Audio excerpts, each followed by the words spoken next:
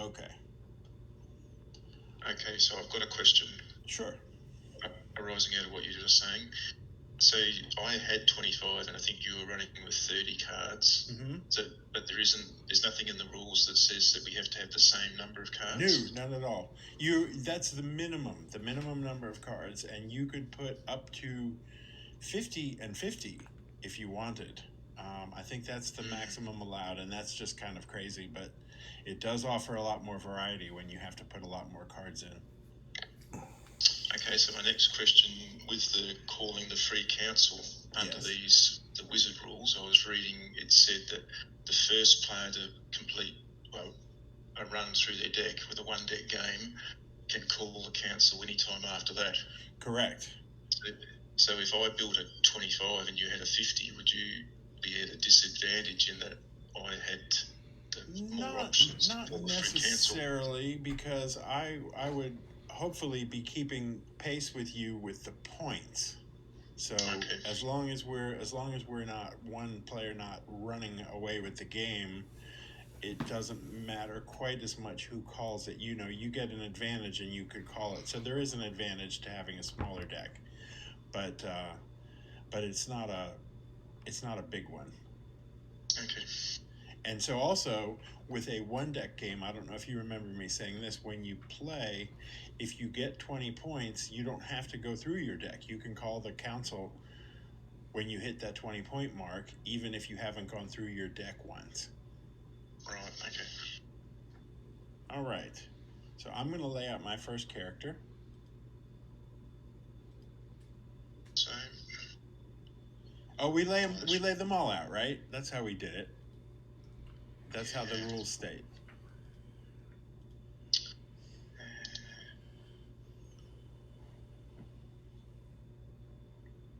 So I'm clicking on new party each time. Right. And then we reveal them one at a time, is it? Well, we reveal them all simultaneously according to the first ruling of the way the draft works. Okay. And if we have any that bounce, we put them back in our starting pool, and we can't start with them. But they could go into the deck. So we're good. Yep.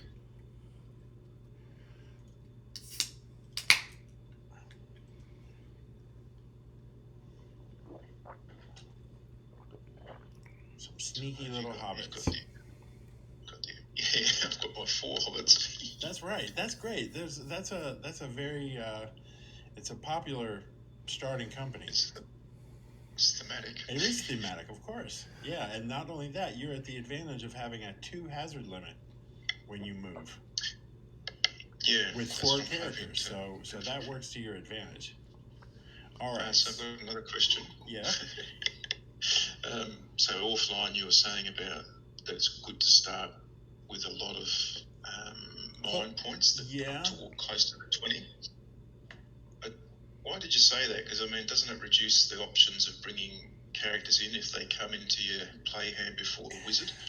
It's a little tricky. Oh, but you can still go followers, yeah. It is tricky, but you could get followers, and you could also... a lot of times, if you put, say, 3 or 4 other characters in the deck, like Aragorn and, I don't know who else, a couple of others, you don't necessarily hang on to those. It's more of just the chance of which one you draw after your wizard. If you're unlucky enough to draw them all before the wizard, they're going to either clog your hand or you're just going to discard them. But like if I draw one big character before I get my wizard, I'll discard him. If I draw another one before I get my wizard, I might hold on to it for a turn or two. But ideally, once the wizard comes in, that gives you 10 more that you can control, and he brings in that big character with him and keeps him safe. Yep, okay. So an alternative would be to start with less to give yourself more chance of playing that big character. Yes, you could do that, but ideally, when you're starting the game, you really want to max out to what you can, just because there's an advantage to having a robust company. Yep. Okay. You got more options for getting marshalling points. All right. So yeah, I added some other cards to my deck since I was playing it weird with the scenario. So I'm going to draw a hand now, and I will keep hand. So I've done exactly what I said. I drew a high mind character, but no wizard yet. So he may not stick around. I may get rid of him and wait to see if I get another high mind character after my wizard. Yep. All right. So how did you say again? If you want to move a card to one end of your hand. If you want to move a card, if you just grab a card and wiggle it a little bit and let it go, it'll move to the right end of your queue of your hand. Oh, okay, yeah. Yep. So that's an easy way. Away. You've just got to wiggle it. Yeah, just wiggle it, and it activates it, and it puts it on top of the stack of your hand. Yep. I thought I'd just try having all my hazards at one end and the resources at the other. So you might have an option now, a button that says keep hand. Yep. Okay. Kept hand. And okay, so now I should have done the rolls, but we can just type /R and roll. I've still got to roll dice, so I'll use that. Okay. All right, so you start. So I will pass the turn to you. And I click on start turn. And away we go. I still have to click on untap all just to progress into the next phase. Even though they're all. They're starting off. They're nice and healthy to begin the game. Yeah. So now I've got the organise button, but I don't click that till I finish organising. Right. So if you had other characters coming in, or if you were going to rearrange them or split the party up or anything like that, this is when you would do it. So I'm going to go ahead and lay down my starting site. You can do the same. So it goes to my hand first, and then I click on it and put it in the first column.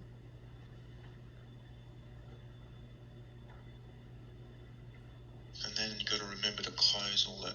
Yes, they get in the windows. The windows start overlapping. So to play my Rivendell, I just select. So click on the card. Yeah, there you go. Click it once more, and it will flip over and reveal. Yep. Right. So I've got a major item, so I'll just check my map and decide where I'm going to go to play it.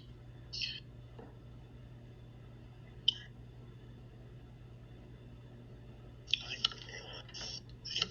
So back into the location deck.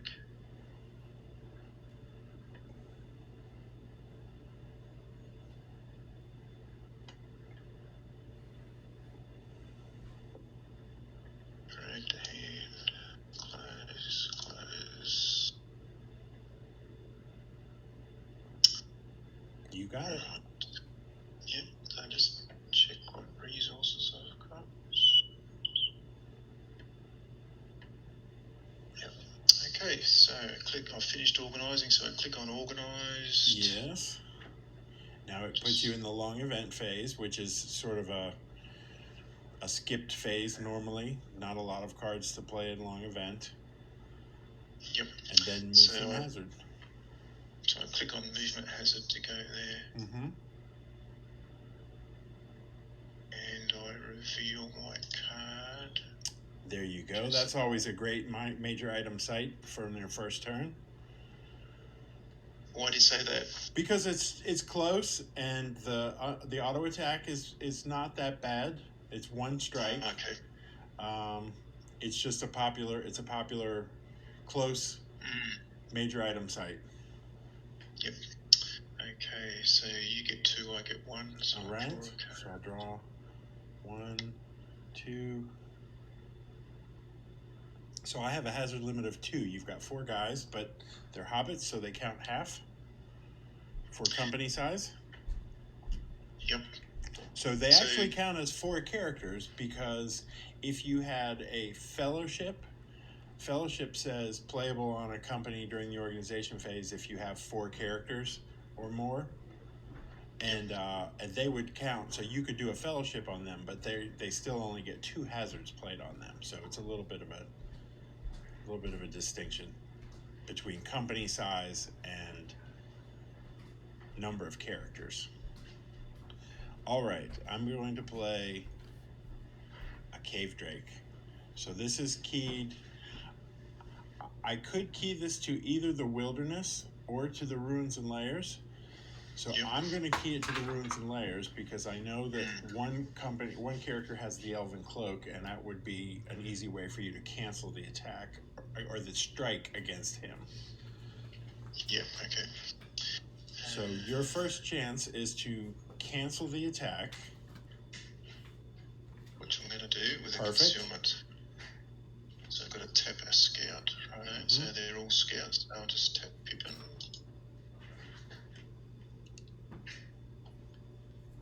Right. And that is all I'm going to play. I'm going to say no hazards.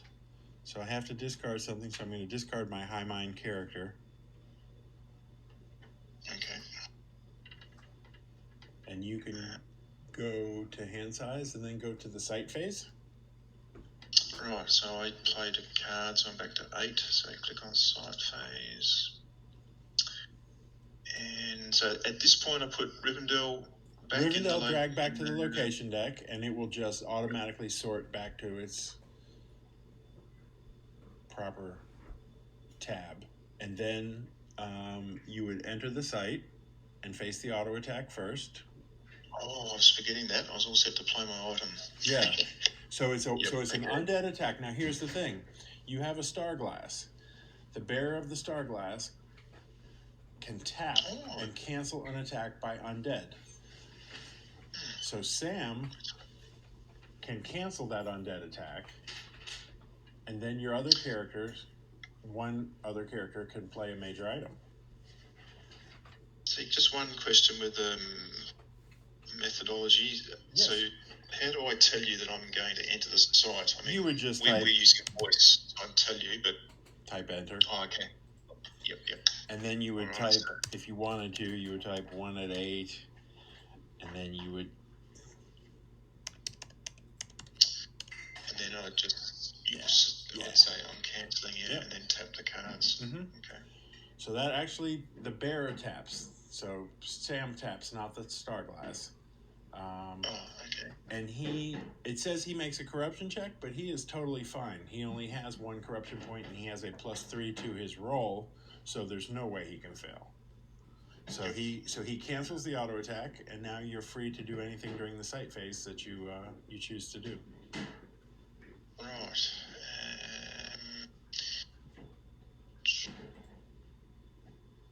Now, just thinking about my corruption. So I'm going to play Talk of Hughes, which has got 2 corruption points. Mm-hmm. If I put it on Frodo, he'll have a total of 3, but he's got a +4. Right. He's still totally fine.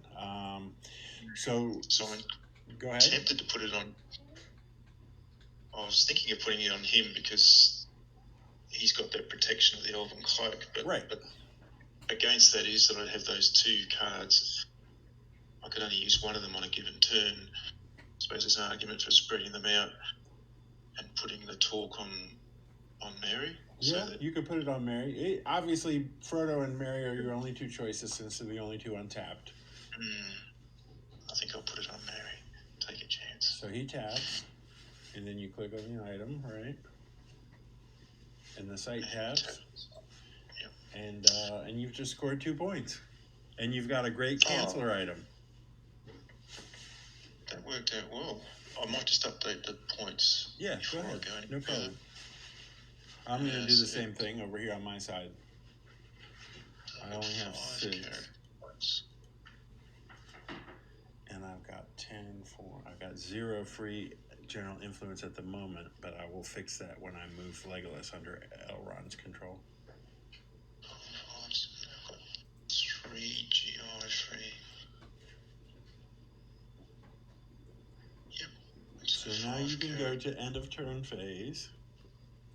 Right, so that's the EO2 EOT phase button, so I'll click on that. And that... So Yep. You can now do the so I do the discard and draw first. Mm-hmm. Yep. Okay, so I've only got 7. So you can always discard at the end of the turn. You can always discard 1, and then you go to hand size. So if you have more than 8 cards, you won't get to draw any. You would have to discard 1, and then you'd either be at 8, or you'd have to discard more. But when you're at hand size or less, like if you've played an item like you just did, you have the option to draw back up. You can get you can discard one of those cards and draw an extra card. Yep. This is where experience helps. I've got 6 hazards in my hand and only 1 resource and no marshalling point items. So there's probably an argument for getting rid of one of my hazards to try and get a marshalling point. You could do that, or you could wait, because a handful of hazards at the end of your turn is a lot of options for you to play against me. So so if you've got a smattering, let's say you've got some corruption, let's say you've got a creature that is keyed to one type of region and another creature that is keyed to another type, you keep your options open, and then you'll be able to discard and draw at the end of my turn too. So if you play lots of hazards, you likely will be drawing back up cards, and maybe will be getting resources. The real advantage to playing lots of cards is to just keep the cards flowing through your hands. You keep drawing cards by playing cards, so it works. When your game is moving, it's usually moving really well when you're playing lots of cards. So okay. All right. So now you acknowledge end of turn. So it's the EOT discard button. Mm-hmm. So click on that. So that tells me that I can discard a card and draw one, which I will do. I will discard and draw, and then I say done. And then I do the EOT half hazard. Yes. Which is something we're not really using at the moment. Right. No wizards are in play, so there's no way to half the hazard limit. No need to. All right. So I'm going to start my turn. I untap everyone. They're already untapped, but I hit that button. I'm organizing. I'm going to move Legolas under Elrond's control. So 6 of my 20 points of mind are now being directly controlled, so that frees up 6 from my general influence. Yep. I'm going to play a Gates of Mourning. That can be played at any time. It's a permanent event. It could be played on any time during my turn, during the resource player's turn. And I'm going to, you know what, I think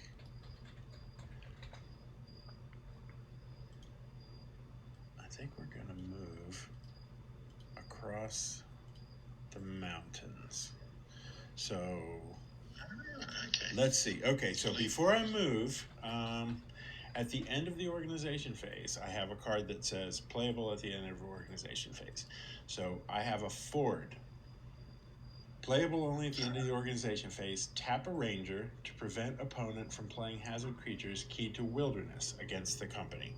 So I only have 1 ranger, so Elro here is going to tap to play that card, and that means you cannot key creatures to wilderness on this turn. I'm done organizing. I go to movement hazard, and I flip my site, and I will go ahead and just give my path in regions like that, and we can each draw 2. Okay.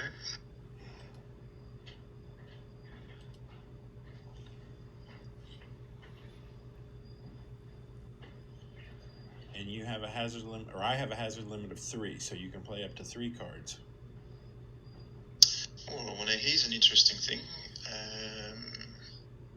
I've drawn Twilight. So you could Twilight the Gates of Mourning if you choose to. Would that take effect straight away? It takes effect straight away, and Twilight is a very one of a kind card. it does not have to count against the hazard limit. You can play it and still have 3 cards to play against my characters. We could get into a Twilight war. You could play Twilight to make the Gates of Morning go away. And if I had a Twilight in my hand, I could play it to cancel your Twilight. So it can go back and forth. But I don't have anything, and you're welcome to play it if you want to get rid of Gates of Morning. And it will not count against your hazard limit. So certainly worth doing to get the card out of your hand. All right. So I discard Gates of Morning. And I discard Twilight. That was a good play because I had some good cards that work with Gates of Morning in my hand. I just picked that up on the draw, so that was good. Okay, so you still have 3 you can play, and again, you would not be able to key any creatures to the wilderness that I'm going through, but you could key to the borderland, the Anduin Vales.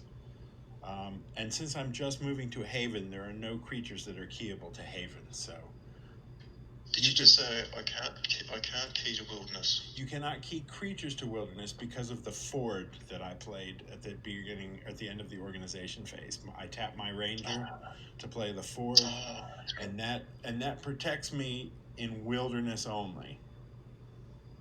So from even though the Gates of Morning went, it was there when you played the ford, so it just stands up. It doesn't negate the ford as well. No. Ford did not require. I'll throw it back out on the table. Gates of Morning. I was just going to say, I'd already forgotten about it, not being a newbie. Is there an argument for leaving it out there till... Sure. And people do that, so I should do that. I should just leave it on the table at least till the end of the turn. Okay. I've grown to respect the power of the ford being a keep creatures from keying to wilderness. There are lots of wilderness in the game, and there's lots of creatures that are keyed to it, so it's not a bad card. Alright, I'm going to play... Alright. In the opening, which was on the basis of advice that you gave me. Yes, well, if you've got corruption in the deck, he's certainly a good candidate for inclusion. So that counts as 1. So he would be a permanent event. So he will stay in play until something makes him discard, or until you tap him and use him to make everybody in the game make a corruption check. So tapping him does count against the hazard limit. So to get his full effect, it takes 2 against the hazard limit. You play him as a permanent event as 1 hazard, and then you tap him to trigger his effect as the 2nd hazard. But you would wait until a good opportunity to do that. Obviously, I don't have much corruption on me. You haven't played any corruption cards, so keep him out there until it's a wise time to trigger. Okay, so I'm going to play, speaking of corruption, I'm going to play Lure of Expedience. Excellent. So... Elrond's the guy you want to go after. He's always that worked last time. Now here's the thing. If you had played a Lure of Nature, he would have to make checks going through the wilderness. The ford doesn't protect him from running through wilderness and having other things trigger by wilderness. It just keeps creatures from being played. So there's a distinction there with ford.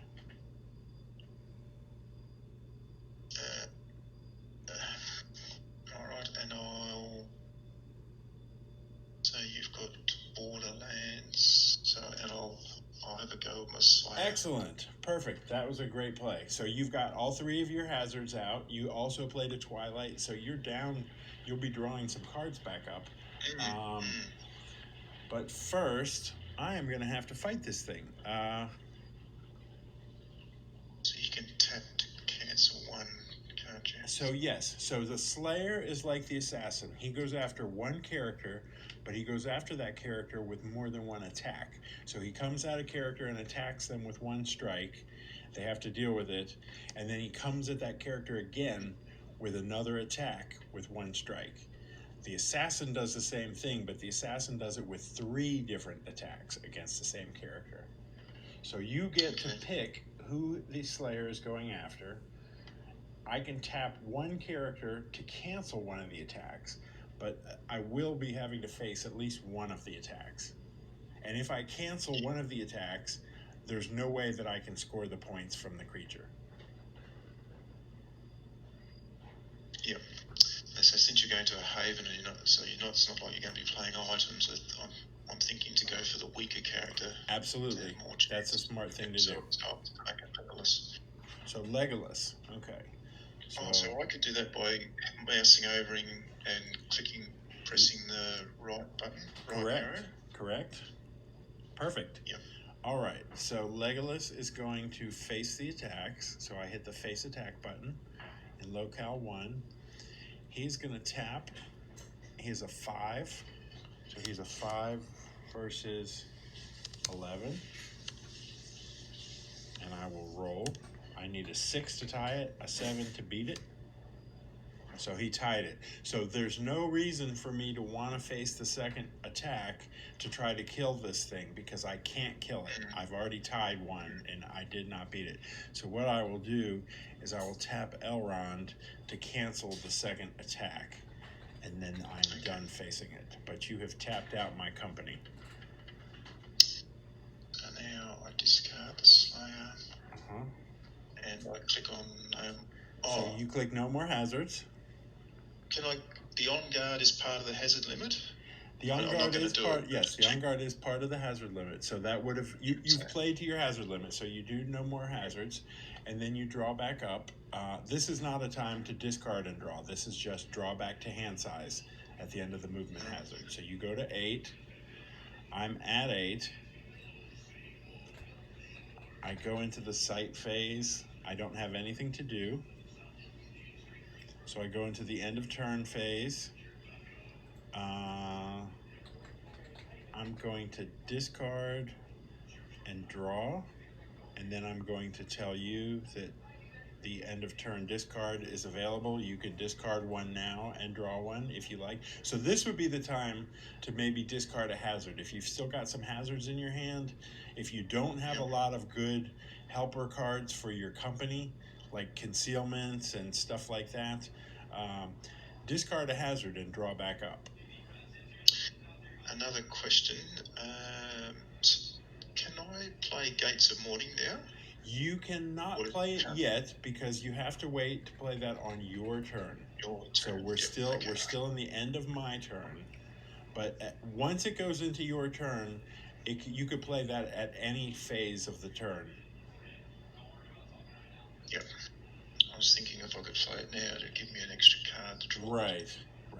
Yep. So then you say done. I did discard a hazard and it worked out well. I picked up a marshalling point card. Excellent. So go ahead and click done. Yep. And then I will end the turn and pass it to you. Okay. So start turn, untap all. Mm-hmm. And now I do my organisation. So I know where I'm going. That Torque of Hues is a fantastic card on a company of hobbits because you have the advantage. I can only play 2 hazards against you, and you have 4 guys, and one of them can cancel one of the hazards with the Torque if it's a creature. So it's like having a concealment at all times in your hand, having that Torque of Hues with an untapped character. Oh, that sounds good. And he can use that against auto attacks as well. So if I don't end up playing any creatures on you and you keep Mary untapped, he can use the Torque of Hues to cancel the auto attack and then let somebody else just skate in and play an item or whatever. Starting with these 4-week hobbits, I've gone for evasion. What's the word? It's not evasion. Yes. Avoidance strategy. Absolutely. And they rely on good card draw. You do have to keep the hazards moving, and you've got to keep keep drawing the resources. But like I said, once you get the Torque of Hues, you're way ahead of the game. All right, so you've got a site. They would be organised. So have I got any long events? Check that. You can play your Gates of Morning now if you like. Oh yes. I'm going to discard the Ford that was long from last time. Yep. So Gates of Morning is now in play. I have no Twilights. I didn't have any to protect mine, but I'm glad that you got Gates of Morning back into play because I want it too. You told me that, but I suppose I've got to hope that I'll get the benefit of the cards I've included. And like I said, it really works to your advantage to keep drawing cards. Yeah, okay. Alright, so now I go into the movement hazard phase, and I reveal the side card, which is bag end. Excellent. Just 2 and 2. Right. And so you're moving through Cardolan and the Shire. So one wilderness and one free domain. If you want to click on the regions, standard regions on the map. Yep. So I click on Cardolan and then I click on the Shire. Excellent. Exactly. So let me go ahead and draw my 2. 1, 2. So am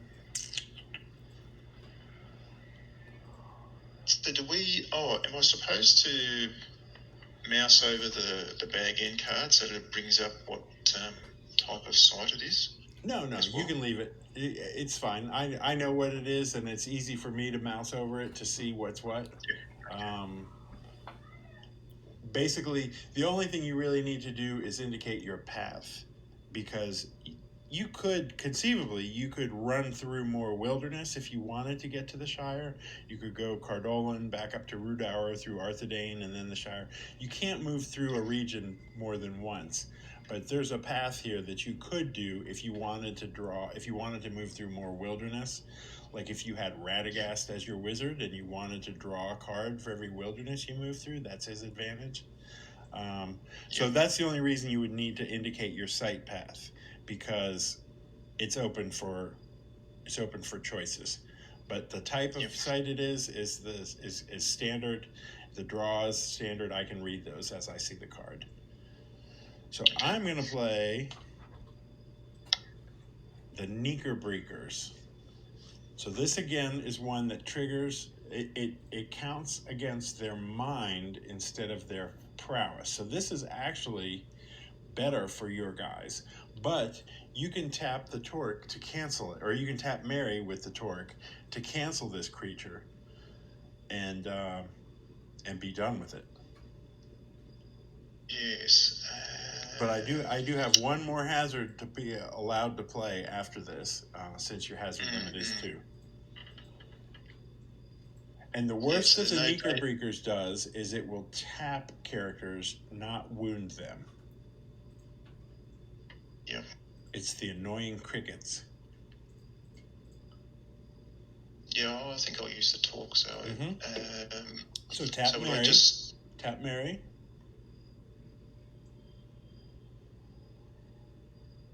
I clicked on the Torque first. So That's okay. And then I'll tap Mary. And I will discard the Knickerbreakers. And this is kind of funny. You're moving to the site that I would not want you to move to. If I play Call of Home, it puts a character back in your hand if you don't make the roll to keep them in play. Now, what this does, the Call of Home is the card that looks at how much free general influence you have. The more general influence you have, the safer you are from this card having an effect. So I get to pick a character. I'll pick, let's just pick Mary. I'll pick Mary, and you get to make a roll and add your free general influence, which is 3. You need to get a 10 total. So you need to roll a 7. If you don't, he goes back to your hand, but you'll be able to play him next turn because you're at bag end, which is his home site. So that's convenient. This is like the best time to have a Call of Home played on you when you're moving to the site that you can bring them back in next turn. So let Mary. Is there any way you can? Sorry, is there any way you can cancel the Call of Home out of interest? Call of Home is not really cancelable. Basically, this is one of the cards that does punish people for maxing out their mind without having a wizard in or without controlling other characters. But I'll tell you, the one way to do it is, let me look.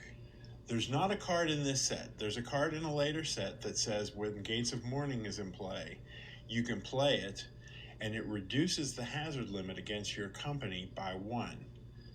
It's called Many Turns and Doublings. It also can cancel certain types of creature attacks. But when Gates of Morning is out, it could lower your hazard limit. So let's say I played the Knickerbrickers for the first hazard, and I play Call of Home for the second hazard. If you had that Many Turns and Doublings with Gates of Morning out, you could play it, and it reduces your hazard limit from 2 to 1, which makes that Call of Home an illegal play, and it discards automatically. I like it. Yeah. So that's a good strategy. Again, not a card in the first set, but one that they added that makes a lot of appearances in the game. Yep. And you chose Mary because he's carrying the talk. I just chose Mary just because. Now here's the thing: this card does say. Any one item held by a character removed in this fashion may automatically be transferred to another character in his company. So he doesn't lose the item. Someone else takes it for him while he runs back home. But the Call of Home is a good card to play against characters that have allies, because you can't transfer an ally. The ally, if the character goes back to your hand, the ally discards. So Call of Home is good to play on characters with allies. Or with multiple items, because they can only transfer 1. Yeah. So go ahead and roll for Mary. You want a 7. Okay. So here's what to do. Before you move him, click on the torque and click Transfer, and give it to any of your other 3 hobbits by clicking on them. And then drag Mary back to your hand. I don't have to. It untaps it as I drag it. There you go. And I will discard Call of Home, and that's it for my hazard limit. So I am done. I say no hazards. I'm back at 8. You have 10, so you will have to discard 2 before you go to the site phase. And so now, because I've got to the site phase and there's no automatic attack, it's probably an argument again to looking to your turn and keeping my hazards and discarding resources. Yeah, that's something you just have to kind of feel out. You have to decide, when you're looking at what I'm playing and what hazards you think will be keyable against me, and when you're looking at what you have for resources that you need, you usually just kind of strip it down to the basics. But obviously, I would keep Mary in your hand. I would not discard him, because you'll play him at bag end next turn. Yep. Yes. He rejoins the group.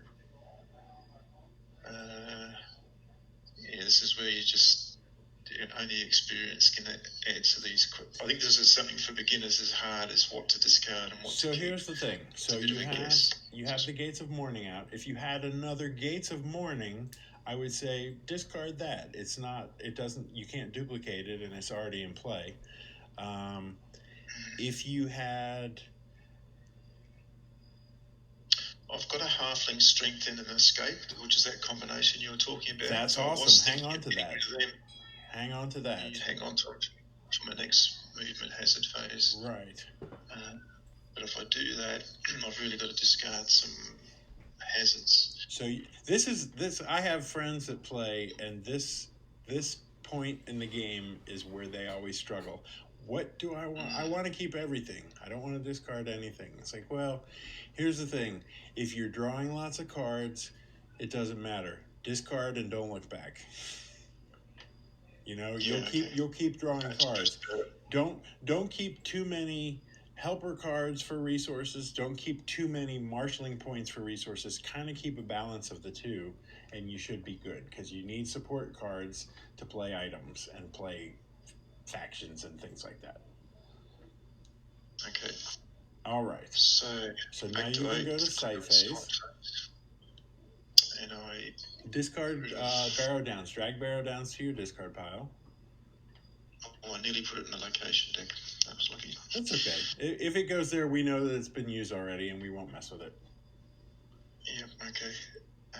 So I've got. What am I going to play? Where is it? I've got the Hobbits. The Hobbits, yes.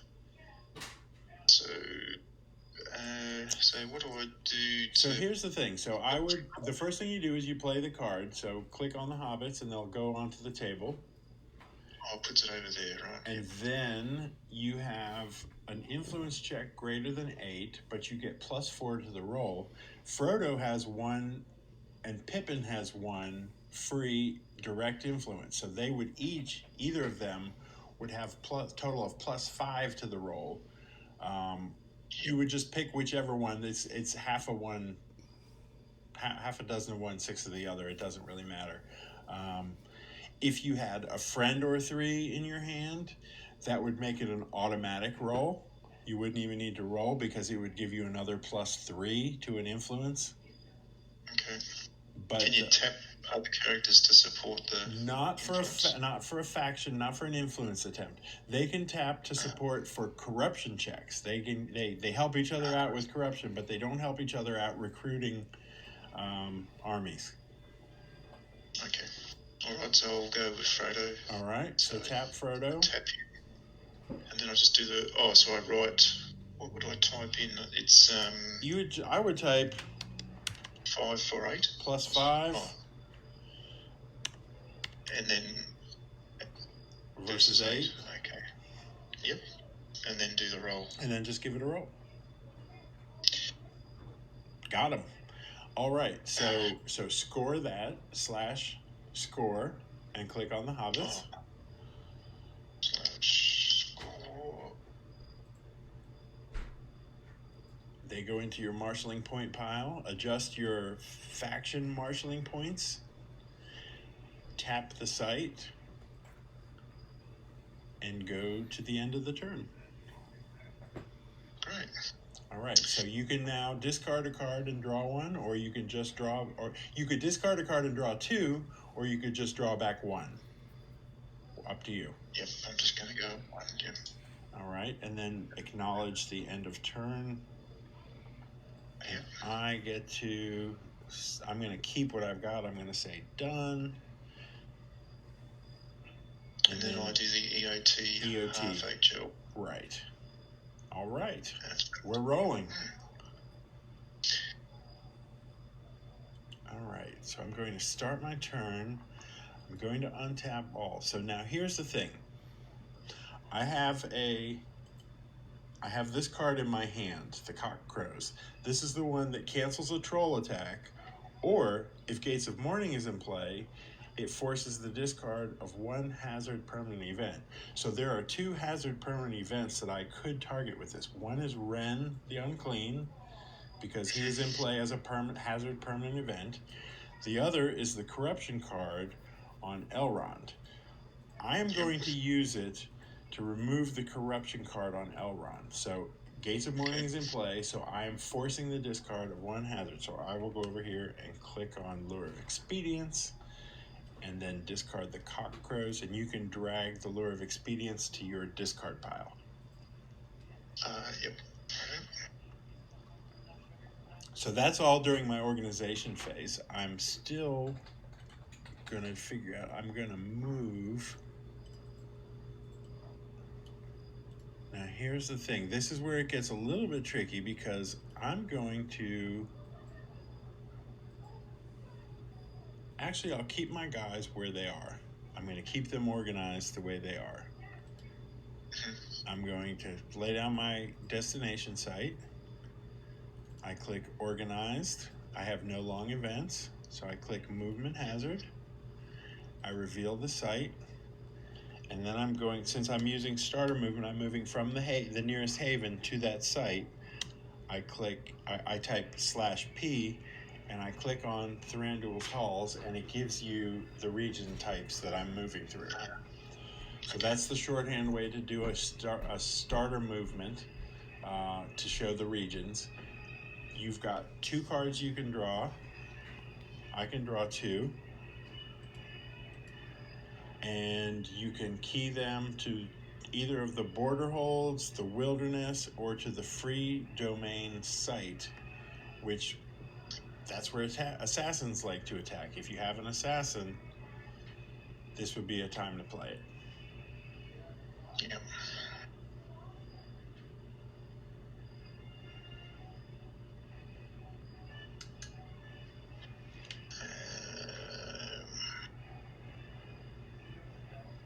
Just thinking. So the thing is, the reason for the assassins' popularity is because they play at free domains and border holds, which are the site types that you go to get factions. So most of the time, you're gonna get some playability out of assassins when people go to get their factions. Yep, okay. Alright, so I'm going to play the traitor, get him down. Excellent, very good. It's getting scary. I'm going to, seeing as you didn't seem to like having the lure of experience on Elrond, I'll put another one there. Excellent, you're playing well. And you have 1 more hazard you can play? I could play another lure, but I've got a wariness of the heart, so I think I'll seeing as I've previously seen you roll 3 for Elrond. Yes, you're going to play a lure. I'll try it again. I dip in the same wall. Excellent. So weariness of the heart. So the first use of that card, prowess of a character is modified by -1 until the end of the turn. That's not really a very effective use of that card. What you're using it for to pick a character and make a corruption check is a much better use. So Elrond he's got 3 corruption on him. He's got 1 from his Elfstone and 2 from the corruption card you put on him. I am going to tap Elro here, and he's going to give a +1 to Elrond's corruption check. So now, instead of having to beat a corruption check of 3, he has a corruption check of 2. So a Snake Eyes will blow him up like last time, but otherwise he should be okay. Haha. 1 wink at me. 1 wink and eye at me. Alright, so discard the weariness of the heart. That was your 3 hazard limit. So you can click no more hazards and go draw back up to 8. Yep. And I have to discard 1. I'm going to discard. I've got a Gates of Morning in hand, and since it's already 1 in play, I'm going to just discard that. I'm going to move Lorien back to my site deck, location deck. We're going to go to the site phase. I'm going to try to bring the Wood Elves in. Legolas gets a bonus against them. He gets +2. So I'm going to tap him. He also gets a +1 for being an elf. That's a card, that's the faction bonus that it gives on the faction card. So he's got +3, and he needs greater than an 8. So he needs a 6. And he gets it. So I score that. And I tap the halls. And I adjust my faction points. And I go to the end of turn. If I had a minor item, Elrond could play it, but he would make a corruption check with that Lure of Expedience. So if anybody got a minor item as a bonus, he would make a corruption check, which I don't like. So go ahead. I was just thinking to myself then, maybe a more experienced player, the thought would have gone through their mind, oh, what's he going to play at St. Jules Halls? Right. And he'd at least consider targeting Legolas, perhaps. Well, he didn't have any corruption on him, so you wouldn't have been able to hit him with anything.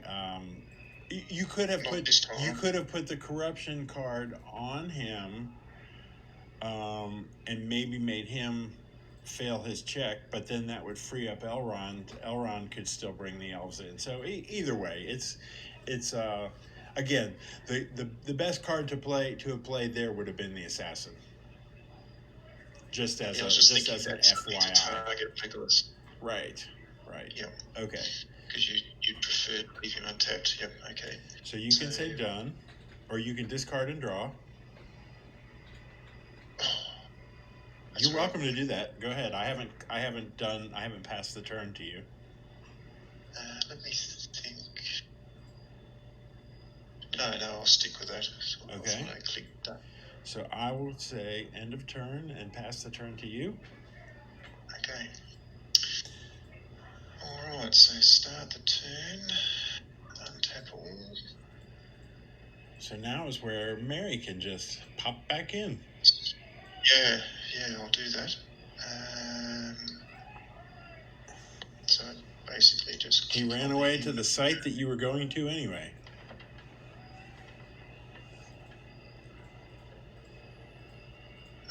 Great. Good. Now Mary and Pippin are alike in every regard, so I'll just leave the talk on Pippin. Yep. And I think I have picked up a marshalling point card. No, I haven't. That's a shame. Well, actually, I didn't think about that. I've got Sting, but I forgot that it's a minor item. I might have done a discard to try and get lucky and get a marshalling point card. Discard it and draw one. I don't mind. We're just. Oh no, we'll do it properly. No, I've got to learn my lesson. I can still move somewhere and play Sting, can't I? Yeah, you could. It might be a waste of turn. I'll tell you where you might want to go is in the region of Rudauer. There is the Etten Moors.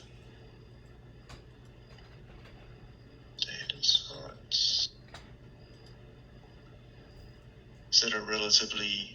The Etten Moors it's back in the same region as the Haven. It lets minor items be playable there.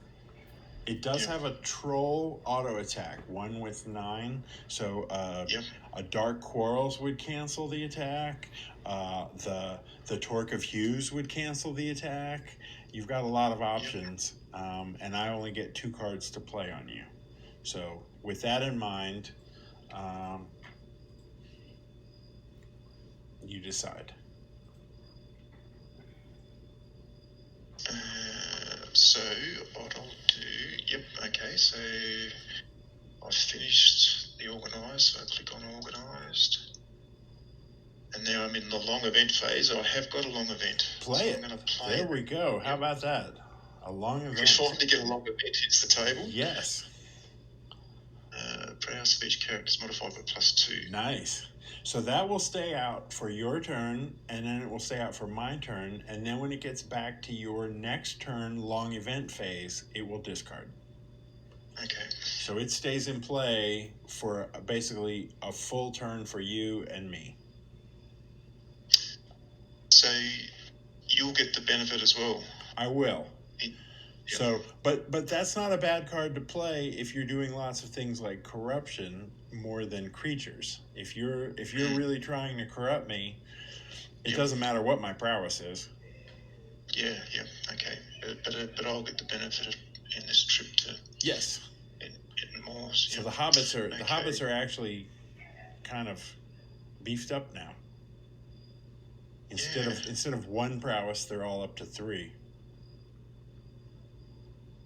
Okay, so I've gone into the movement hazard phase, so I reveal the site, which we know what it is. So it's 1 each. Yeah, and now you'll need to give me the movement or the site path. So pull up your location, go to standard regions, And then you're starting in the Shire, and you'll move through the Shire, and then you could do either Arthedain or Cardolan to get to Rudauer. They both connect to both sites.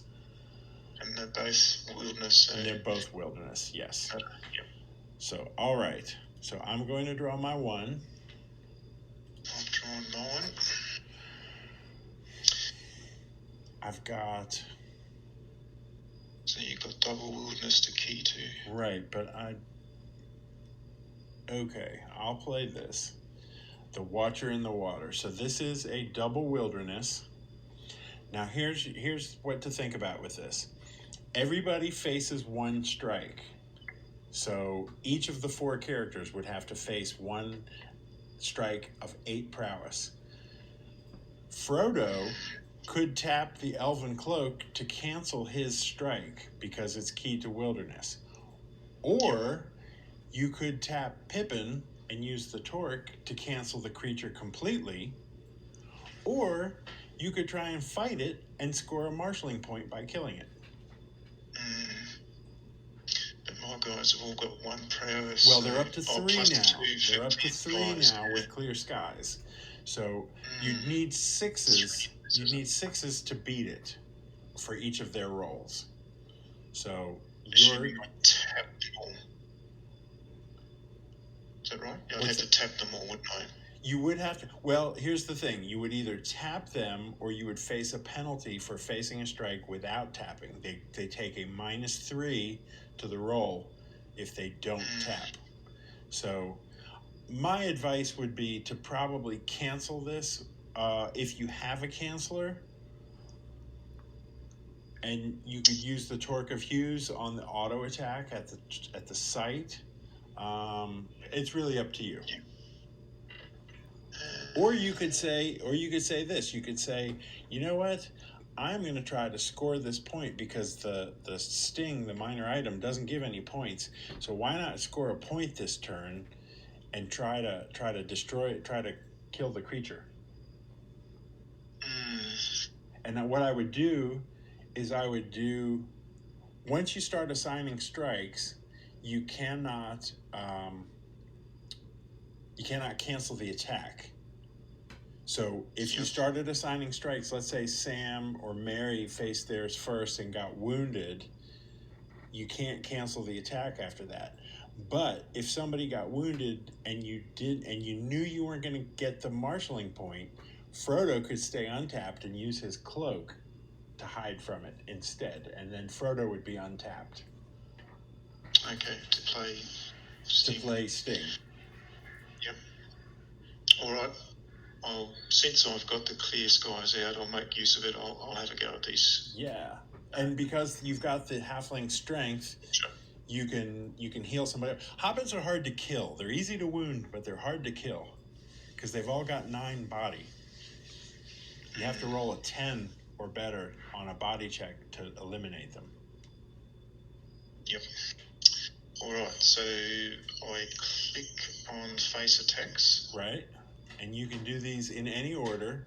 So I would not do locale 3 first. I would save Frodo for later. What you could do is you could tap Sam to use the Starglass and lower this down, the prowess of this down from an 8 to a 6. Sam has the Starglass. It says tap the bearer of Starglass to cancel to cancel attack by undead, or to modify the prowess of a spider, animal, or wolf attack by -2. This is an animal attack, so it works to your advantage. Even though Sam will be tapped and his prowess will be down 1, the creature will be down 2, and everybody else will have a better chance of beating it as well. I see. Once the Starglass. So tap Sam to use the Starglass. Well, before I can do that, I clicked on face attacks and it's got me the list of options. So is there a way of cancelling? Yeah, click done facing. Click the done facing button.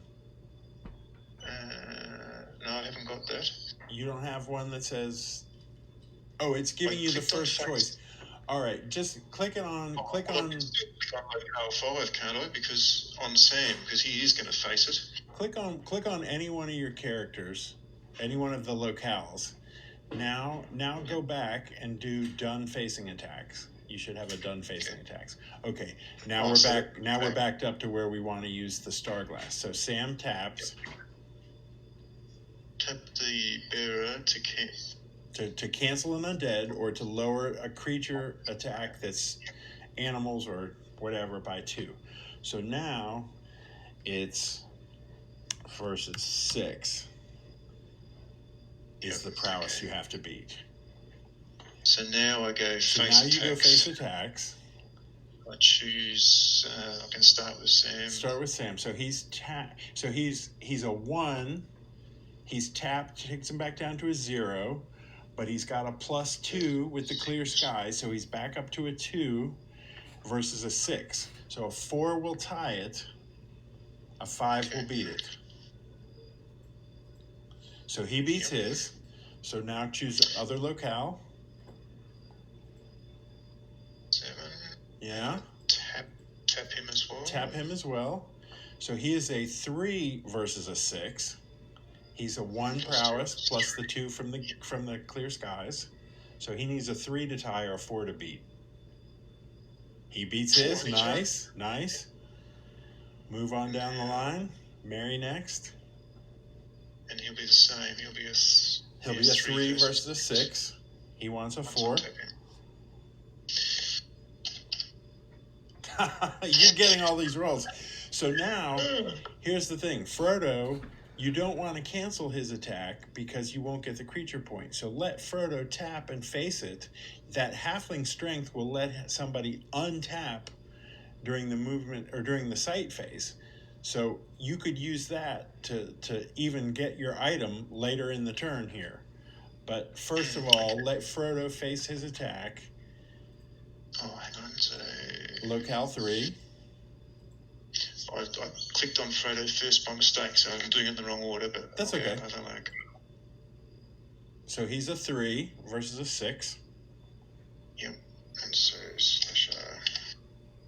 Nice. Now you scored the point. So see, you were going there to get a minor item worth no points, and instead you killed a creature. That's a bonus. That is a bonus.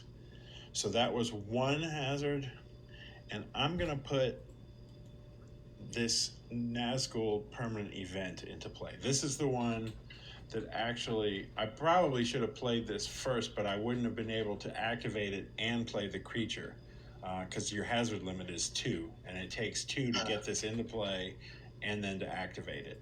So it will stay in play like your Ren the Unclean stays in play until something discards it or we activate it.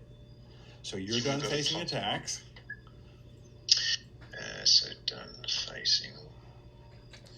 So discard bag end. Because it's tapped. Drag it to the discard. Yeah, I thought I did. You got to grab it by the edge. Some of them are sometimes they're a little tricky. Okay, so now before you go to sight phase, you draw back up to 8. I also draw back up to 8. And then you can go sight phase. Now here's the thing. You have 1 strike at 9. If you untap somebody using the halfling strength, they'll have to face the attack. An alternative would be to let me pick somebody to face the attack while you're all tapped out. It's probably gonna be a close roll on whether they get wounded or not. But then you can use your halfling strength to untap another guy and play the item. Does that make sense? So the question here is whether you want to enter the site to try to play the item or not. Well, luckily, when I did the drawback, I picked up the cock crows. Excellent. So that's all you need. Just play that and cancel the auto attack. Nice. Discard that. Yeah, see, handy. Handy when you move to a troll auto attack. So that automatically cancels the attack. Now that in the sight phase, you can do anything you want. So you would play the halfling strength to untap whoever you're going to give sting to. Well, again, then, so it comes back to if I give it to Frodo's got a lot of corruption bonus, so he's not bad to give extra stuff to. And I don't, and he's the one that's -2 if eliminated, so I think I'll give it to him. Right. And besides, it's his sword. Bilbo gave it to him. Bilbo gave it to him. So you untap him with halfling strength. And then discard halfling strength. Where's it go? Oh, there it is over there. Yep. Okay. And then tap Frodo again. Click on Sting. And it will give it to Frodo. And tap him. And tap the site. Excellent. And look at that. You're cycling through cards like crazy. That's exactly what you want to be doing. So you've got 5 cards. You can discard one of these and draw 4, or you can draw 3 and keep the 5 you've got. I'll draw 3. And then end of turn. Acknowledge end of turn discard. Yep. Okay. I have a chance to discard and draw. I'm going to keep what I have in my hand, so I'm just going to say done, and then you can go to end of turn. Right. All right. So start turn. I untap everyone. Should we be? Oh, it automatically saves, doesn't it? Yep. It does. Yeah, we've got it set. That's one of the settings that you can put in the game turn is to have it automatically save at the end of each turn, and that's usually set to default, which is nice because if something happens, if the game gets lost or it screws up or you disconnect or something, it saves from just the last turn, so it's easy to pick back up. All right, so I am untapped. Elrond is going to get rid of the lure of expedience, or he's going to try anyway. So he's going to tap, and he needs greater than a 5. And he does not get it. So he's wasted his turn tapping to try to remove the lure of expedience. That's the thing with corruption cards. If you don't pay attention to them, they can build up quick. So if you have another card, now he can't get another lure of expedience on him, but he could get other corruption cards on him, like a lure of nature or a lure of the senses. One corruption card is allowed to be played on a character per turn. If I don't get it off on the turn, he's the guy to target with the next corruption card. Okay. So I'm going to go ahead and find out where I'm going to move to here.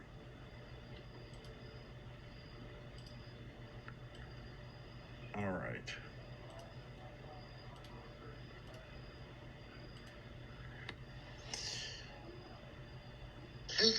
I'm organized. Cat just jumped up. He's interested. All right. I have no long events. I'm going to movement hazard phase. I reveal my card. So this is a... Oh, hang on. Go ahead. The long event phase, does my clear skies... It stays in for my turn. It will go away at your next long event phase. Yep. So something to keep in mind while I've got my characters out is that your prowess booster is boosting me too. So I'm going from the woodland realm to the heart of Mirkwood. So it's 1 borderland and 1 wilderness. The site is a shadow hold with an orc auto attack. You can draw 2. I can draw 2, and the hazard limit is 3. Okay. Give me a moment. Sure.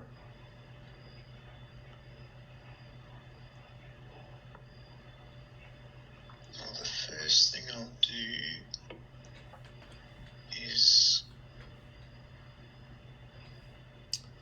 Excellent. That is exactly what you want to do.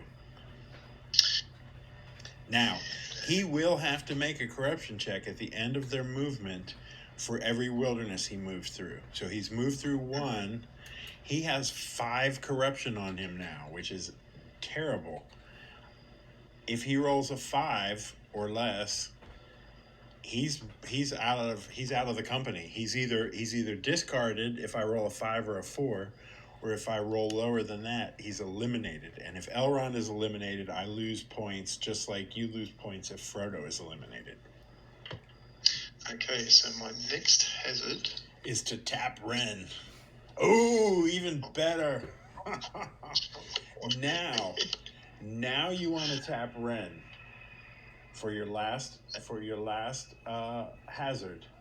He will make everybody make a corruption check, and what will double on Elrond, I will double the elf stone, which gives 1, but that will turn it into a 2. So he'll have 2 from that, 2 from the expedience, and 2 from the nature. So he'll have 6 corruption on him.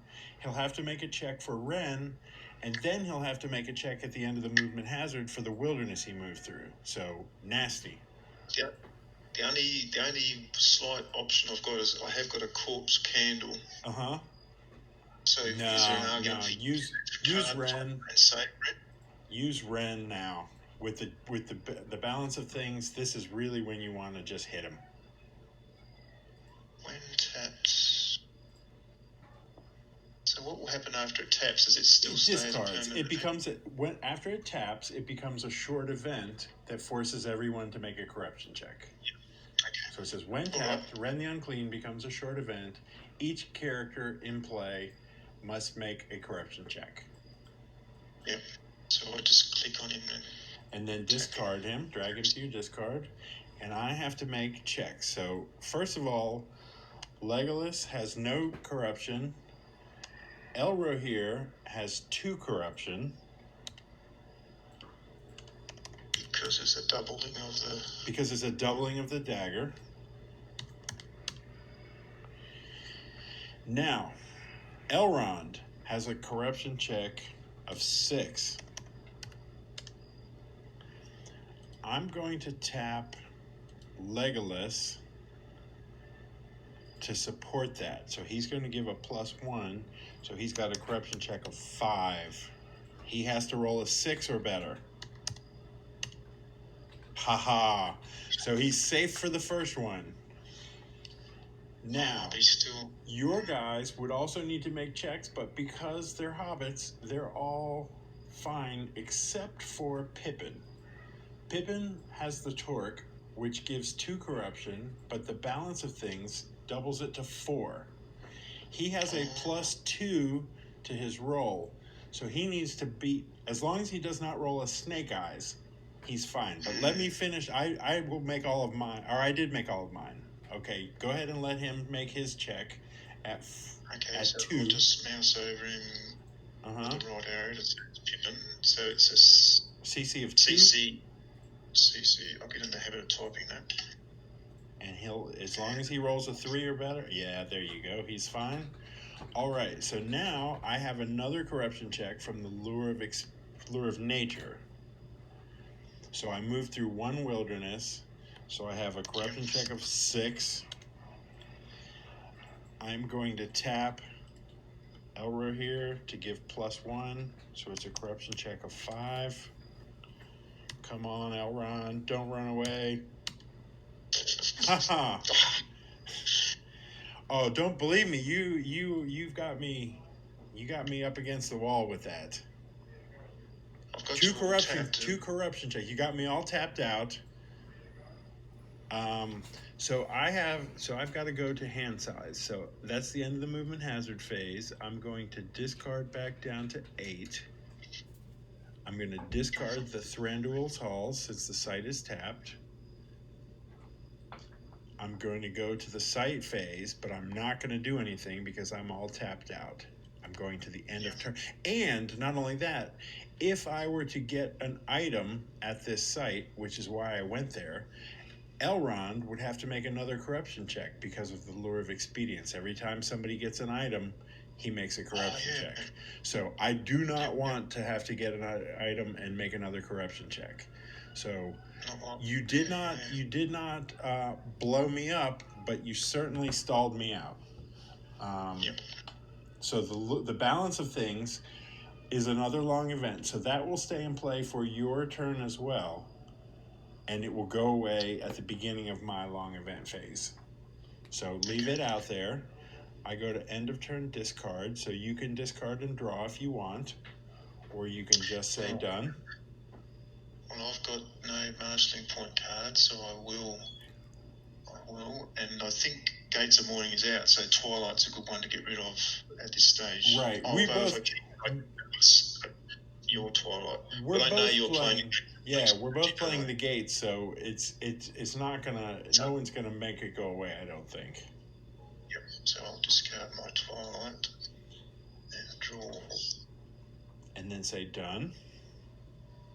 Done. And then I pass the turn to you.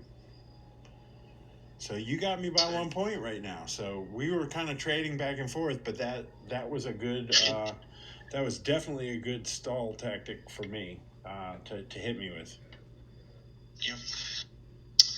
Okay. So and if that if he had failed his corruption check, it would have gotten even worse because the traitor would have meant he was going to go beat up on another one of my characters before he ran away. I was noticing the traitor. That's a really good combination. What you had there is great. They're coming out in a good order. The only problem is at the moment I've got a marshalling point, so I've got to try and guess and hope that I pick something up on the way. Right. So I should pick a site where I pick up more cards rather than less, shouldn't I? Yes. So here's the thing. So this is where a little bit of thought comes in, and you decide, what marshalling point cards do I have in my deck? Do I have Gollum in there? Do I move to the Goblin Gate and maybe draw him? Do I move to a site that plays items and I have multiple items that could be played, so I can draw any one of them? Or I know what I've got. I've got Tom, so I could go to the Old Forest and hope. You could go to the Old Forest. Now that is a draw of 1, I think. Let me look. I've also got a major item that I've done Barrow Down, so I suppose I could go to Ruin Signal. Ruin Signal Tower is an option, absolutely. Maybe that's a bigger pickup with it being some ruins and lair. So the Ruin Signal Tower will let you draw 2 cards. So that's actually a little bit better of an option if you're trying to draw something. It will mean you're moving through 3 wilderness. So you'll be moving through the Rudour site you're starting in, plus Cardolan and Enidwaith. But certainly an option, and if you've got more than 1 major item in the deck, that's not a bad place to go. Now, the only drawback, and I think you just said this, is that it has a spider auto attack, and if I'm playing creatures that, like the Dwar of Wa permanent event Nazgul I have out, if I tap it, it gives +1 prowess to wolf, spider, and animal attacks until the end of the turn. But remember, you have the torque and can cancel the auto attack of the site, as long as you don't have creatures you have to deal with before you get there. Yeah. And the Clear Skies is going to come off before it moves. Clear Skies will go away, right. So you're probably looking at either playing another Clear Skies if you've got one, or protecting your guys with some cancelers. I have got one. So discard the one from the table. Actually, hold on for now, because you're not in long event phase, right? I'm going to take a chance. I'm going to go for the Ruined Signal Tower. What's it called? The Ruined Signal Tower. So fun. So I dragged it to hand. Close. Locale 3. Yep. Yep. I'll just check whether I've got any reason resources. No, I can play it during the organisation phase. Nope. Yeah, so your guys are in good shape.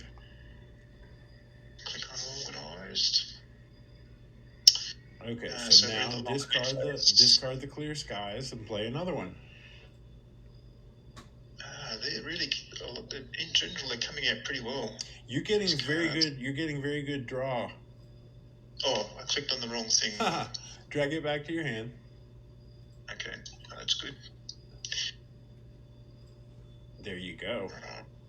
Okay, so these guys fear nothing. They're happy. Yeah. All right. So movement hazard phase. Revealed that. So it's 2 each. And you'll need to give me the site path. Oh, I keep forgetting that. Yep. Keep telling me. That's okay. So I go into standard regions on it. Ruda, Cardolan, Enith. There you go. All right. So I'll drop my 2. Again, I've only got 2 cards I'm allowed to play on you. So. And can you believe it? I picked up a minor on. Oh. Does it allow minor? Oh, it does allow minor, so it's not all bad. That's all right. I'm gonna put a corruption card on Pippin. Hobbits are immune to a lot of corruption cards, but the Lure of the Senses can be played on anybody. So that's what makes it a useful corruption card. It doesn't trigger very often, but it's good to get on somebody if you're trying to build up corruption points. So that is all I have. I'm going to say no more hazards. And I'm going to discard down to 8. And you can go to hand size.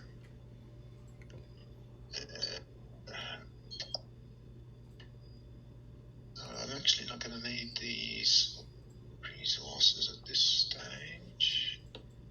I'll discard that one.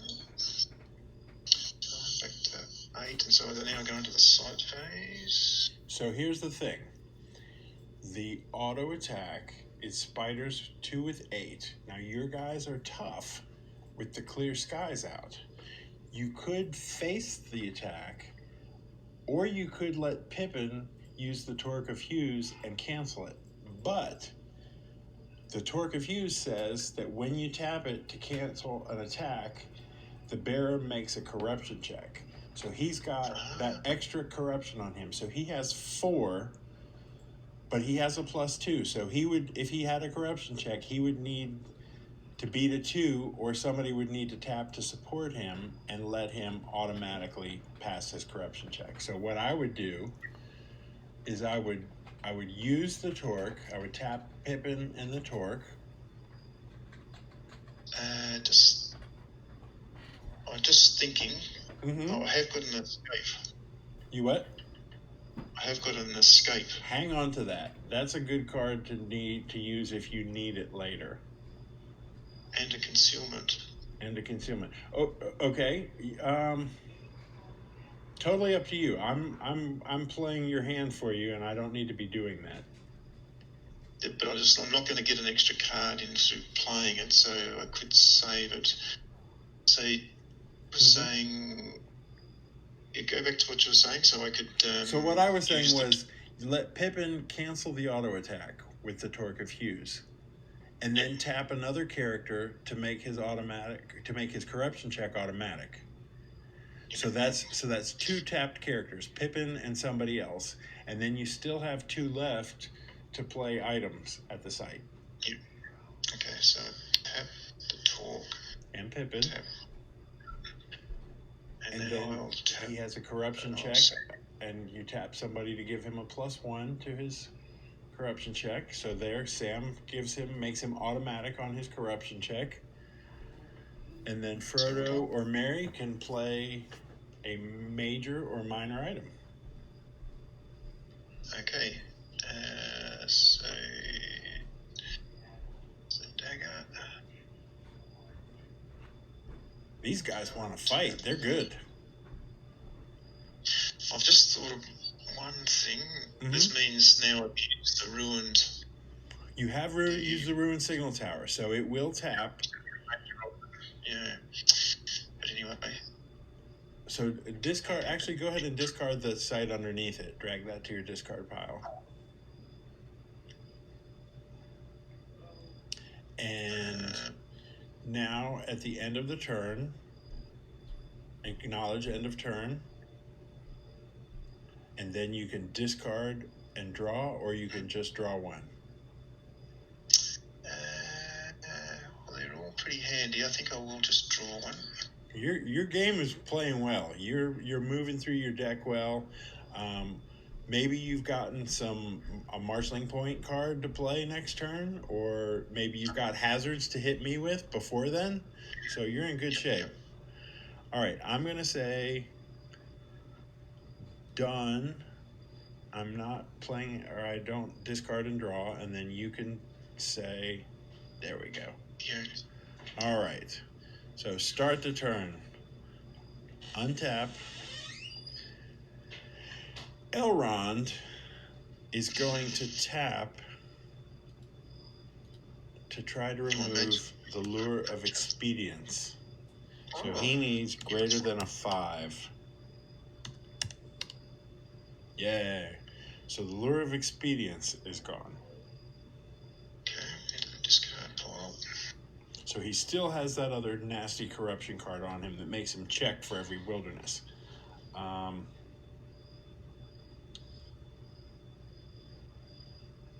I'm still thinking what I want to do here. I'm organized. We're going to stay at this site. So now that it's a long event phase, the balance of things will discard. So that stayed out for my turn and your turn, and now that it's my turn again and back to my long event phase, it goes away. Okay. And movement hazard phase, we're not moving. So neither one of us draw. You can play Keyed to the Site, which is a shadow hold, or you can play more corruption cards or anything else that you've got. But basically, creatures will only be keyable to the site at this point because I'm not moving anywhere from the site. I'm staying there. Okay, let me think for a sec. Sure.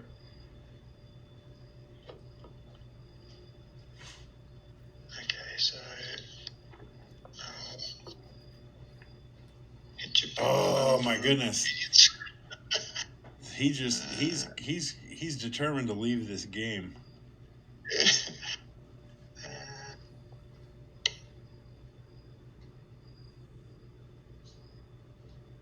I'll tell you what, that's enough to keep me from playing an item this turn. I don't want to chance it.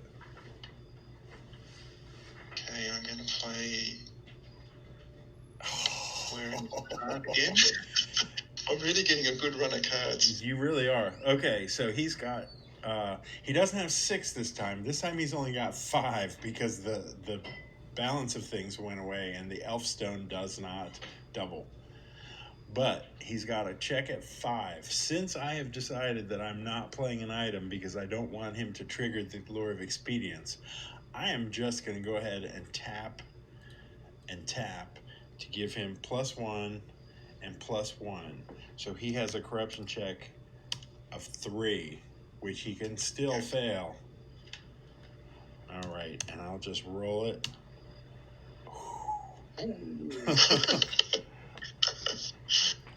Okay, so that's 2 hazards. So that discards the Weariness of the Heart. What else have I got here? And I'm tapped out, so if you've got creatures, you can pick who they go after. I've got a corpse candle. Even better. So, okay, so that's Key to the Site, Key to the Shadow Hold. But before I have to face it, everybody makes a check. And again, he now has 5 and no defense. No one can support him. So he's going to have to make his corruption check of 5. And this is where he's going to blow up. Boom. All right. So what happens is he rolled equal to or one less than his corruption point total. So that means he's not eliminated, he only discards. But before he discards, he did fail his check. The traitor is triggered. So what that means is the character, when the next character fails a corruption check, he becomes a traitor, and an attack is immediately made against a character in the traitor's company. The character to be attacked is chosen by the player who does not control the traitor's company. So you get to pick who Elrond attacks before he runs away. And the prowess of his attack is equal to the prowess of the traitor plus 10. So Elrond is a 7 plus 10 is a 17 prowess attack on one of my other guys. I told you, it's brutal. Well, so he can go after either Legolas or Elrohir. I'm thinking Elrohir for two reasons. One, he's got the minor item. Yeah. I know that will transfer when it's someone else. He can but transfer more because he's a ranger, to get rid of your ranger skill. Exactly. Very smart choice. So Elrond is a 17. So I'm going to do face attacks. He is a 5 versus 17. He needs a 12 to tie it. Does not. So he is wounded. And now here's the other thing about Traitor. You get a body check on him, but you get to modify the roll by +1 because my guy wasn't expecting to be stabbed in the back by another guy in his company. That's the theme there for Traitor. So, body check of 8, but you get +1 to the roll. If you roll an 8, he's dead. Elrohir is dead. Fingers crossed. Ooh, I told you. Okay, so here's the thing. So Elrohir, first of all, Elrond runs away and he takes his item with him, and your corruption cards will just go to your discard pile when I drag Elrond to my discard pile. So he's gone. Legolas is there in his place. Elrohir is dead. And before I eliminate him, I can transfer his one item to a non-wounded character. So I'm going to transfer that. I'm done facing, and I type... You're not done facing. Oh, no. I've still got the corpse candle. Yeah. I've still got to remove Elrohir from the game, though. Sorry. So Elrohir is gone. And now, one strike at 7. Legolas is a 5. He's tapped. He's down to a 4, but he's back up to a 5 with the dagger. And he's up to 2 more with the clear skies. So he automatically beats his roll against the corpse candle, but it was more than effective. The traitor discards because it's a trigger one time when a corruption card, when somebody fails a corruption check, the traitor triggers and then it goes away. So I'm going to score the corpse candle.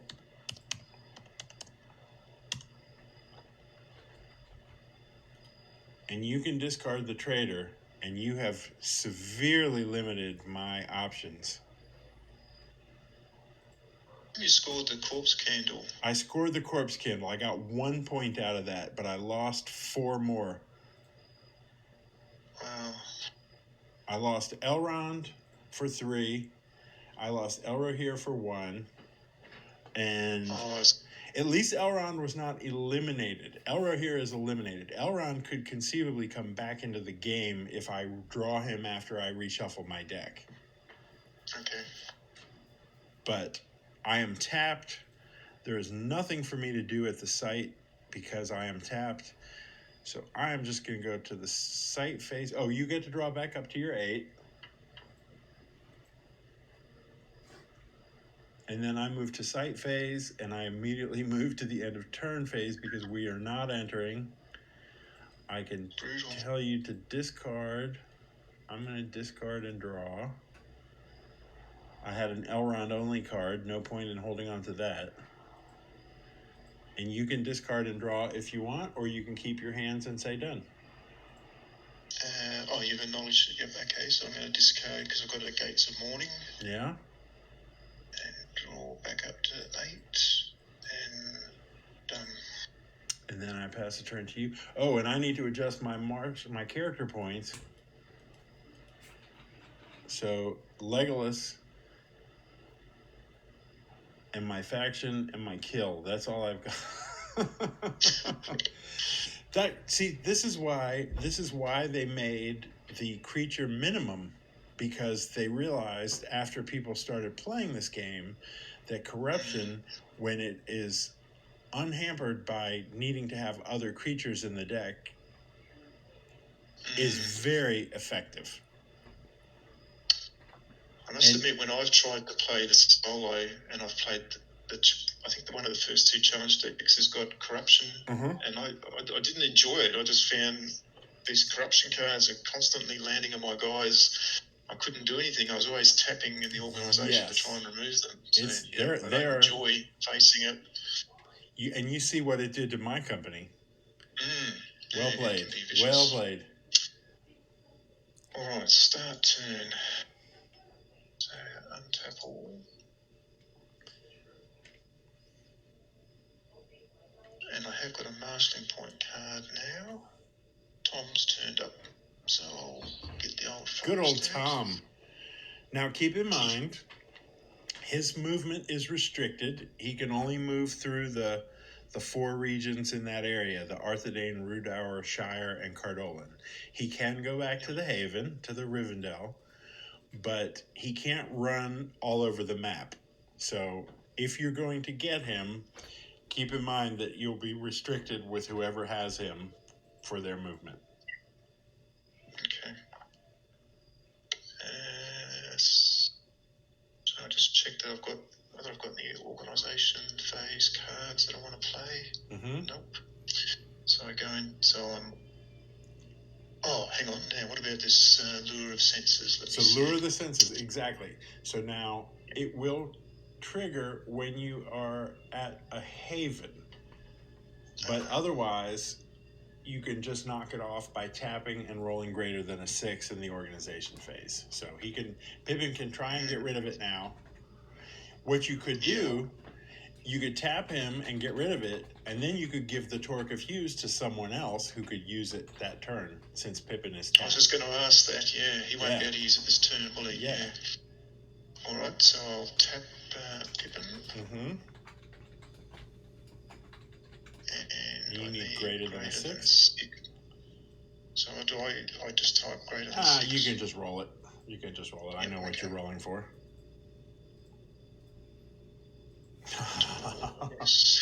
Everything's working. That's good though. I like that you're seeing success. Yeah. Yes, I'm sure there'll be plenty of sad times ahead. So the person receiving the card has to do a corruption check. No, the person giving the item away has to make a corruption check. He's the one that's upset about losing it. He's fine though, because he has a +2 to his roll, and it only gives 2 corruption, so that negates the corruption. And the worst he could do would be to roll a 2, which is 2 better than he needs. So just go ahead and transfer. There you go. Right, so now I'm organised. So now long events, the clear skies will go away. Discard, and I haven't got need to replace it, so I go into the movement hazard phase. Reveal Old Forest, 1 each. Yeah. And you're moving through 2 wilderness, Enedwaith and Cardolan. What about that again? It's going to be my Achilles heel. Okay, I will draw my one card.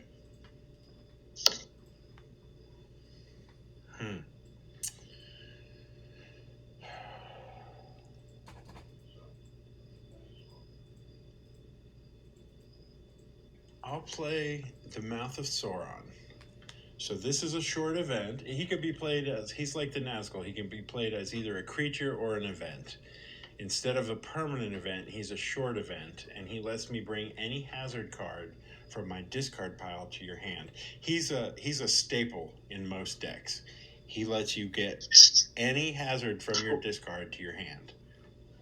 This is Call of Home, cycling back Call of Home. Is it? Well, I'm gonna cycle back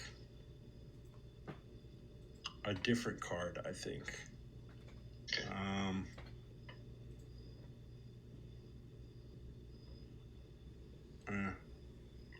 All right, let's just do this. So he gets a hazard back to my hand, which you see in the dialogue box, in the text box. Yep.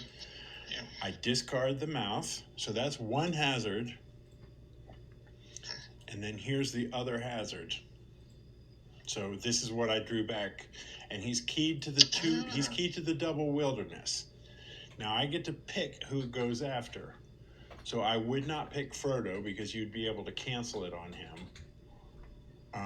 You first, before I pick characters, you get a chance to cancel this attack. So you could use the Torque, or you could use a concealment, or you could escape it. You have lots of options. Let me just check the cards. So if I use escape, I have to do the wound. You have to wound somebody, but they don't make a body check. Yeah, they just, somebody takes one for the team. But then at the moment I haven't got a halfling strength to fix that with, so I'd have to go back to Haven to fix the wound. So I probably shouldn't do that. I would hold on to that as a last resort, and I would use the Torque of Hughes, because this is my hazard limit. Nothing more is coming at you, and there's no auto attack at the Old Forest. Just before I resolve that, I just suddenly realised I've got the cock crows. Can I use that to get rid of your Dwar? Yes, you can. Yes, absolutely. Yep. So Gates of Morning. I really should have done that earlier. Oh, you can do that at any time. You can respond to a creature with that if you want. So the creature is in the chain of effects. So he is played, and as a response to that, you could play the cock crows, and Dwar would go away. He's not doing anything for this particular creature, but you're welcome to play that as a response. Okay, as a response. As part of the response. Okay, so Dwar goes away.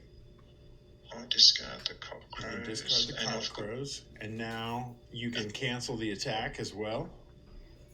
Yep, I'll go concealment. Perfect. Sometimes it's better when you've got the Torque of Hughes. It's always worth considering to cancel with the Torque. But when you're playing concealments, you're cycling through your deck, and so you're getting more cards, and that's what you really want to do.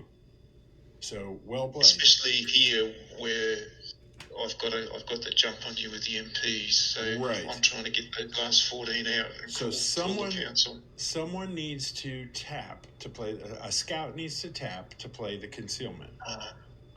But they're all scouts. All the hobbits are scouts. That doesn't. Really, so whoever you don't want to get Tom, you can tap somebody.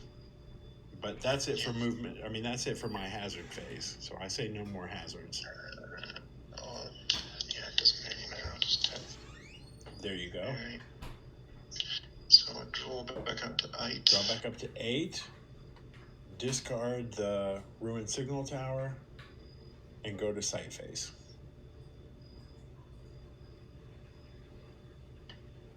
So what have I got? So no auto attack. Yeah. So I click on Tom. Choose it's saying choose a character to carry him, but I've got to do the roll. No, you don't. There's allies come in it's an ally. automatically. I'm thinking of faction, yeah. Right. And the mind number on the ally in the head on the left side of the card, that is not needed. You don't need to control him with direct influence. That's just for defending against an opponent trying to influence him away. So Frodo taps. Tap the site. And then I go into end of turn phase. Right. Score your ally points. Upscale, I score that, yep. 3. He's big. Tap Frodo for playing him. Did I put it in the wrong place? The Watcher in the water, that's a kill, isn't it? Not a miscellaneous. No, that's a kill. Yeah, so change miscellaneous to 0 and change kill to 1. There you go. What's that? I've got to tap Frodo. Yeah, to get Tom. He has to tap to play him. Yep. And that's the end of turn.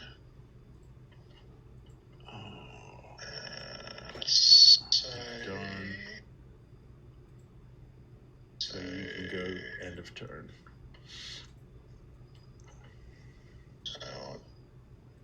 End of turn. Oh, you need to draw back up. You need to go back to hand. There you go. Now I do end of turn discard, which says you go and do yours, and then I finish off. Mm-hmm. If nothing else, so then I do EO2 half L. So your game is clicking. Yeah, this one's going really well. It's an eye opener, like you say. This just having the 2 hazard limit for the 4 characters. There are drawbacks to playing with 4 hobbits. Like you saw, they're a little bit more vulnerable to the call of home, and then once they go back to your hand, it's really annoying because they have to come in at bag end. But yeah. You successfully navigated that the first time I played it because you were going to bag end anyway. So, if I played the Hobbit faction, I wouldn't have that option, would I? That would stop me bringing exactly back in. Exactly. So bag end is in your discard pile now. So you're looking to get your wizard out at some point and to put some of these guys under his control. All right, so I untap.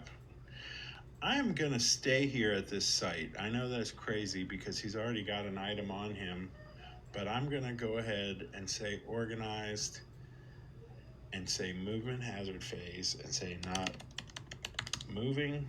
So again, neither one of us draw anything. You can key to the site or you can play corruption. You have 2 hazards that you can play. Because it's a minimum of 2. So it's just to a shadow land. Mm-hmm. Just a shadow hold, just the site type. Yep. Alright. Well, I've got a corpse candle, so I think I'll play it just in terms of trying to now, before you do, here's the thing.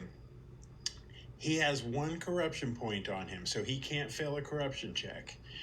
He has a prowess of 6 with the dagger. If he does not tap, he takes a -3 to his prowess, so he would be down to a 3, and he would need to roll the corpse candle is a 7 prowess creature, so he would just need to roll a 4 to tie it, but it's worth trying if you want. I'm not telling you not to do it, but it also helps you cycle cards. You could even tap, couldn't you? I could tap and I could face it, but again, that would keep me from doing whatever I want to do at the site because he's going to be tapped. So totally your choice here, but it does offer me the possibility of getting a kill point. Yeah. So you're on 6 and I'm on 13. For the sake of just getting 1 card, okay, so I won't bother, so I'll go no hazards. Okay. So we're going to go straight into the site phase. He has... just one question. So I could have put him on guard? Yes, you could. And what would happen? Well, let me look. Yes, because it's keyable to the site, and the site has an auto attack. Creatures only trigger as on guard cards if there's an auto attack at the site. So, like if I had a creature, let's say I had an assassin when you went to the old forest, if I played it on guard, there is no automatic attack to trigger another creature on guard. Yep. So yes, you could put it on guard here, and if I entered, you would have the choice of revealing it or not. Yeah. Oh yeah. Well, next time I think I'd do that because there's no reason not to. Right. Well, with the exception that I could kill it and get a point. That's the only. That's the only drawback to your playing that creature is me possibly killing it. If I put it on guard and then you face the automatic attack, do I have to play it, or can I choose not to play it? You're allowed to choose not to play it. Yep. What happens is, the exact sequence is, I declare that I'm entering the site and facing the auto attack. And when I do that, you have to choose to reveal a creature on guard or not. There are other cards that can be revealed on guard, and they don't have to be revealed immediately. But creatures have to be revealed immediately when I'm saying that I'm facing the auto attack. Okay, I can't wait to see how you go against the auto attack. Correct. Okay. So it's I'd still having to make that decision that I was making in the actual movement phase. Yeah. Yep. Okay. Thanks. So what I'll do is I will enter. He has Orcs attack 3 at 5. Since he's the only character, there can only be one strike assigned. So the other 2 strikes modify the prowess. So instead of 3 at 5, it's 1 at 7. Legolas gets a bonus from his dagger. So he's up to a 6. I'm going to not tap him, which would take him down to a 3. But I'm going to play a risky blow since he is a warrior, which takes him back up to a 6 without tapping. Yep. So he is a 6 versus 7. So it's auto. And now he's going to tap and get more corruption on him. So he's getting a second weapon. You can only use one weapon. You can carry as many as you want, but you can only use one weapon at a time. So if he's facing an attack, he has to choose whether he's using the dagger or the sword. The sword is better.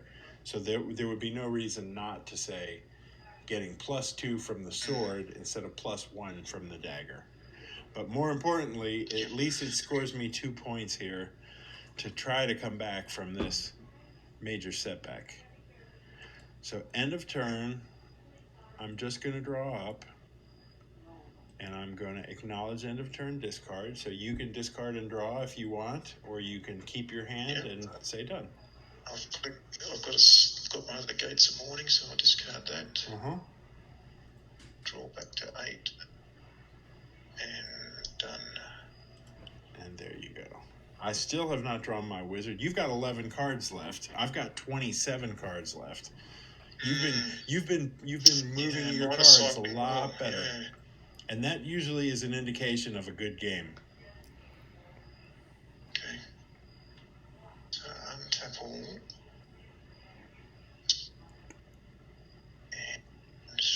So remember Tom's moving restrictions. Yep.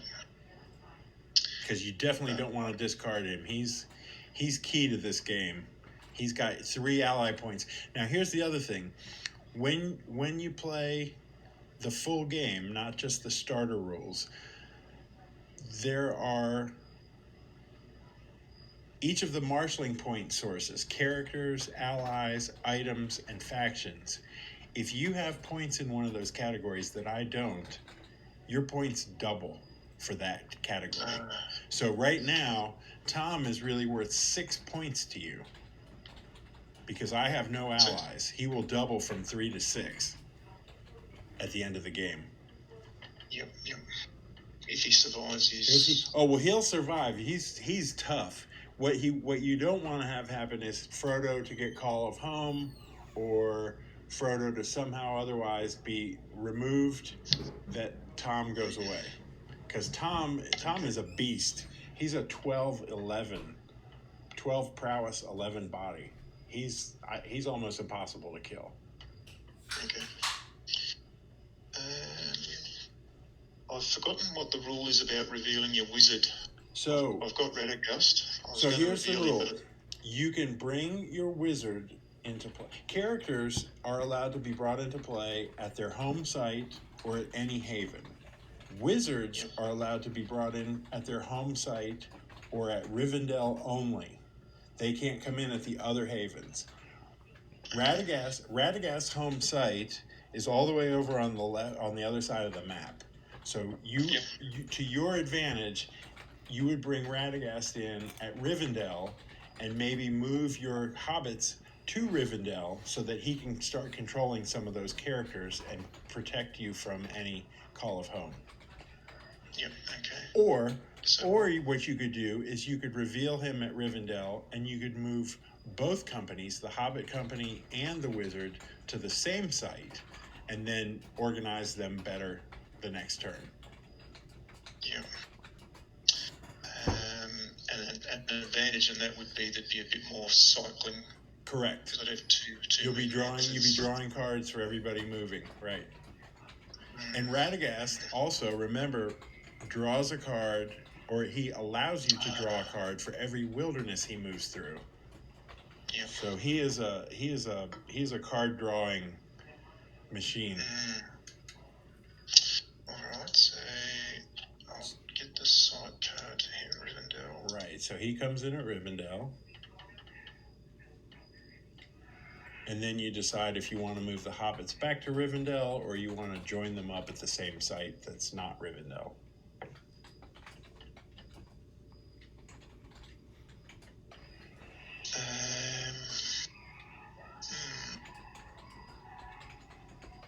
I haven't got any marshalling point cards. So if that's the case, I would move the hobbits back to Rivendell. I would get another Safer. Rivendell. Yeah, what's that? It's safer. Safer, Yes. And then from Rivendell, you can pretty much move to any site when you draw a marshalling point card to play. Yep. In the move. Yep. But right, so really, the best thing about moving to Rivendell is it joins the companies. It's safe for Tom Bombadil to move there, and you'll be ready for your next turn.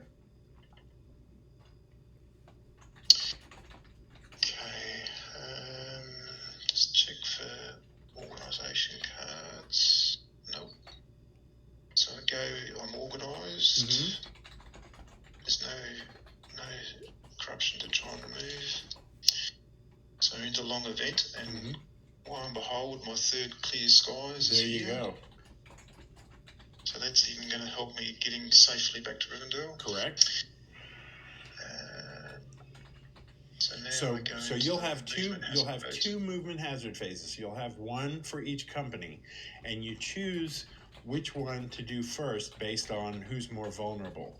Radagast is safe sitting at a haven. So what I would do is I would move the hobbits first and let them face anything, because you don't want me drawing extra cards or playing cards, setup cards on Radagast that will hurt the hobbits.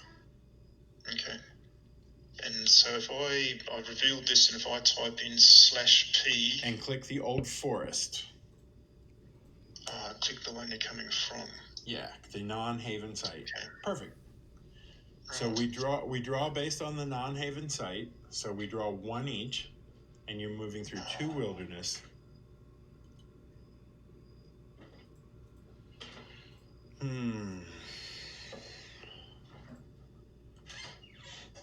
So I'm going to play that as a permanent event. So this is the Nazgul that lets you bring a creature back from your discard pile to your hand. Okay. But I'm not going to trigger him now because that would be the end of the hazard limit, because that's the second hazard. So there's one, and then for two, I'll play the Knickerbreakers. And this is the end of my hazard. So again, you could cancel this if you wanted, or since you guys all have 4 mind, you could maybe beat this. There's no reason to not tap them each to face this. And I'm going to Haven. The worst that it will do is tap them. It won't wound them. But if you tap them and roll, you can probably kill this thing for a marshalling point. Yeah. So here's the funny thing. The Clear Skies boosts their prowess, but the Knickerbreakers is not fighting them against their prowess. It's fighting them against their mind. Okay. Yep. It's basically who are the crickets driving crazy. And all it will do is it will waste their turn. They'll tap instead of wounding.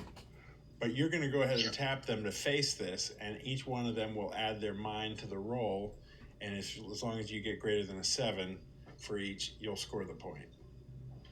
Okay. So he is a 5 versus a 7. Tap him. And I have to tap to keep the 5. Yeah. Correct. Okay, so I go beat a 2 5 versus 7, and then I roll. Mm-hmm.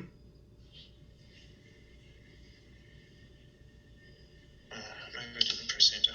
There you go. Yep. You got it. Wow. He's good. So other locale, and down I just the work line. my way through. Tap. So he's a 4. So he needs a 3 to tie it, a 4 to beat it. Good. Yeah. Pippin. Tap. He's a 4. Mm-hmm. Nice. Yep. Same roll. Locale 8. Tap. He's a 4 versus 7. Yep. And Tom is actually considered a character in combat. So he would need to tap, and he needs to roll a 4 versus a 7 as well. Okay. But you've had good luck so far. You want a 4? Got it? Yep. Score the point. So score. And I update my cure. Yes, you do. And they are back at the Haven because I have no more hazards. I'll click no hazards. I draw back up to 8. You also draw back up to 8. So discard the Old Forest. Yep. Now we have a movement hazard for Radagast. So I have a button that says next movement hazard. I click that. I have nothing to play on Radagast, so I'm just clicking no hazards. So you can end your movement hazard now. They can basically join up, or you can leave the 2 sites out as you want. It's up to you. Okay, yeah. Well, and you just breeze through the site phase to the end of turn. Site phase. End of turn. End of turn phase. And now you can discard and draw if you want. Look what I've got here.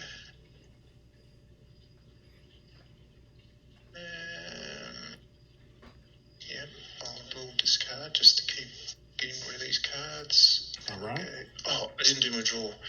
That's okay. 1, 2, 3, just go ahead. 6, 7. Yeah. Was I allowed to draw? Was I allowed to discard there? Yes, you were. Yes, you were. You were allowed to discard and draw there. You can always discard. At the end of the turn, you always are allowed to discard 1, and then you have to go to your hand size. Yep. Okay, so just flick into you for your discard. All right. And then I EOT half HL to finish the turn. All right. So my sad little party of 1 is actually going to see another character come into the game, which is good.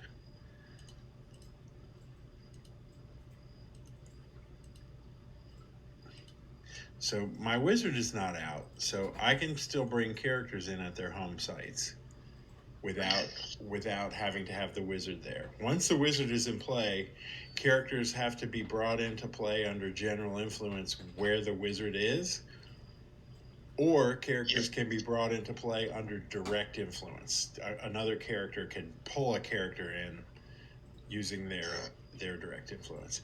So she, at Lorien, lets me hold an extra card in my hand. So what I'm going to do is I'm going to bump my maximum hand size up to 9. I don't automatically go to 9. I don't automatically draw cards here, but the next time I have to set my hand size, I will go to 9 instead of 8. Yep. Legolas is going to move. Lorien, presumably. He's moving to Lorien, of course. He needs to team up with the other half of this great company here. All right. Movement hazard phase. We'll do Legolas first. And he's moving from Sarn Gorwing to the nearest haven. So I'm going to type /P and click on the non-haven site. You can draw 2. I can draw 2. And his hazard limit is 2. Okay. Let me have a look. So it's 3 wilderness and a borderland. Moving to a haven. There's 2, right.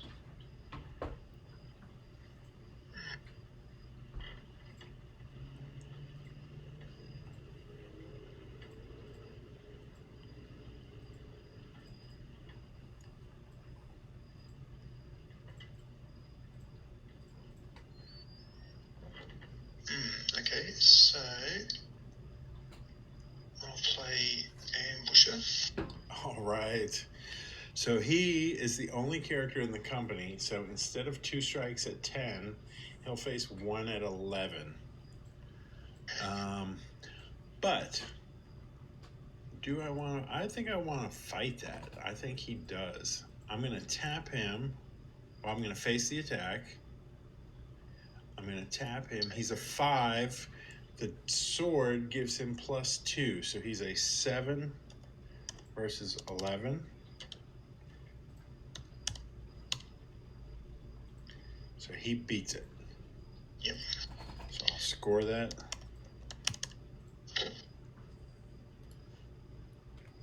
One kill point. And you can play another hazard if you like. Yep. Hit you with a Slayer. A Slayer. All right. So he's tapped. Oh, I forgot the Clear Skies is out. Oh. You would have been all right anyway. You only needed 5. Right. No, I'm just saying for this next one, he's got 2 attacks at 11 coming at him. He is tapped. He's a 4. He's a 5, 6. So he's a 6 versus 11. But that +2 takes him up to an 8 versus 11. If you'd rather not play it, you can take it back to your hand. Because I think I'll do it because it's taking cards out. All right. So he is an 8 versus. I'll be discarding them anyway. Yeah. No, go ahead. I played him. He's an 8 versus an 11. First attack, he beats it. Now the second one, he's also an 8 versus an 11. He beats that. So that actually scored me 2 points, which is great. So that is a consideration. Playing creatures that can be easily killed gives away points. Yeah. So there are certainly times where you'll have creatures in your hand, and if there's a strong enough company or a single character with lots of prowess boosters, like the sword and the Clear Skies, you might decide not to play creatures, even though you could. All right. I think the mistake I made, I was thinking about that it was going to cycle cards, but because I was over my hand size, I would have been discarding those cards. I could have discarded them anyway. Right. It was only if I was less than my hand size there might have been an argument. Well, you played the Ambusher and you played the Slayer, so that's his hazard limit. So I'm going to go to hand size. I just realised I haven't discarded the halfling strength either. Oh, just drag it to the discard. Yeah, sometimes that happens a lot. You leave a card out on the table that you forgot you played earlier. As long as it doesn't need to be shuffled back into the deck, it's not really causing any problems. All right. Click on next. Movement hasn't phased. So now we have Galadriel at Lorien, and you can play 2 hazards on her.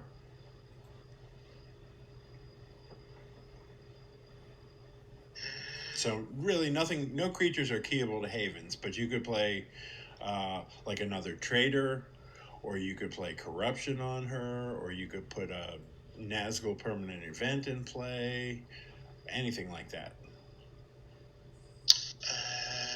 Well, I've got a Twilight, so I'll play that. Okay. Oh, you know when you should have played that? You should have played that on the Clear Skies before Legolas faced the Slayer.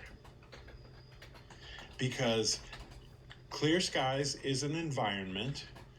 Twilight can target an environment card only. So you could have knocked Clear Skies out to prevent it from assisting me. Right. And he would have had an extra 2 he had to beat because he wouldn't have the bonus from the Clear Skies. Okay. And it was going to go in my next long event phase anyway. So correct. So I wasn't going to get any more benefit. Yes, that was a mistake. There's lots of nuances like that. You know, you think through what the sequence is, what you're going to play. Now, again, Twilight does not count against the hazard limit.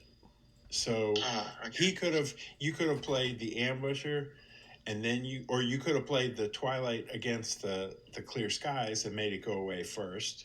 And then you could have played the Ambusher and then the Slayer, and he would have been lower prowess against all of them. Okay. All right. So I've got no more hazards. Okay. So I'm going to discard the Sarn Gorwing site. I'm going to move her site back to the deck so that they're together. The site phase, we're not doing anything. Because she is at Lorien, my hand size is 9, so I need to draw a card. Go to end of turn. Acknowledge end of turn discard. You can discard 1 and draw if you like, or you can keep what you've got. I'll just draw. Oh, no, sorry, I would have had to discard the draw. Discard. Right, you can discard. Go ahead, just discard 1 card.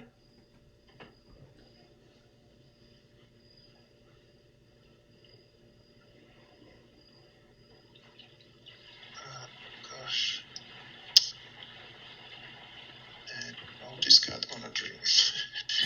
Right, okay. So I click on done to say I've done my... All right. So you've got 3 cards left in your deck. You've got 14 marshalling points. You've got your wizard at the site with the company, with all of your hobbits. You're in pretty good shape. Okay. Are your marshalling points up to They up are. To date? I think they are. Let me see. Oh wait, no. I'm sorry. I forgot Galadriel. Yes. So I've got 5 character points. I've got no allies. I've got 1 item worth 2 points. I got 1 faction worth 3 points, and I've got 4 kill points. So at the moment, if it was called, depending on what you do in your last turn, I'd be ahead by 3 with the... Yes, correct. With the double ally points. But you also have a faction, so my faction doesn't double. The only thing that's going to double is your allies. Yeah. And we both have character points and we both have item points. All right. So,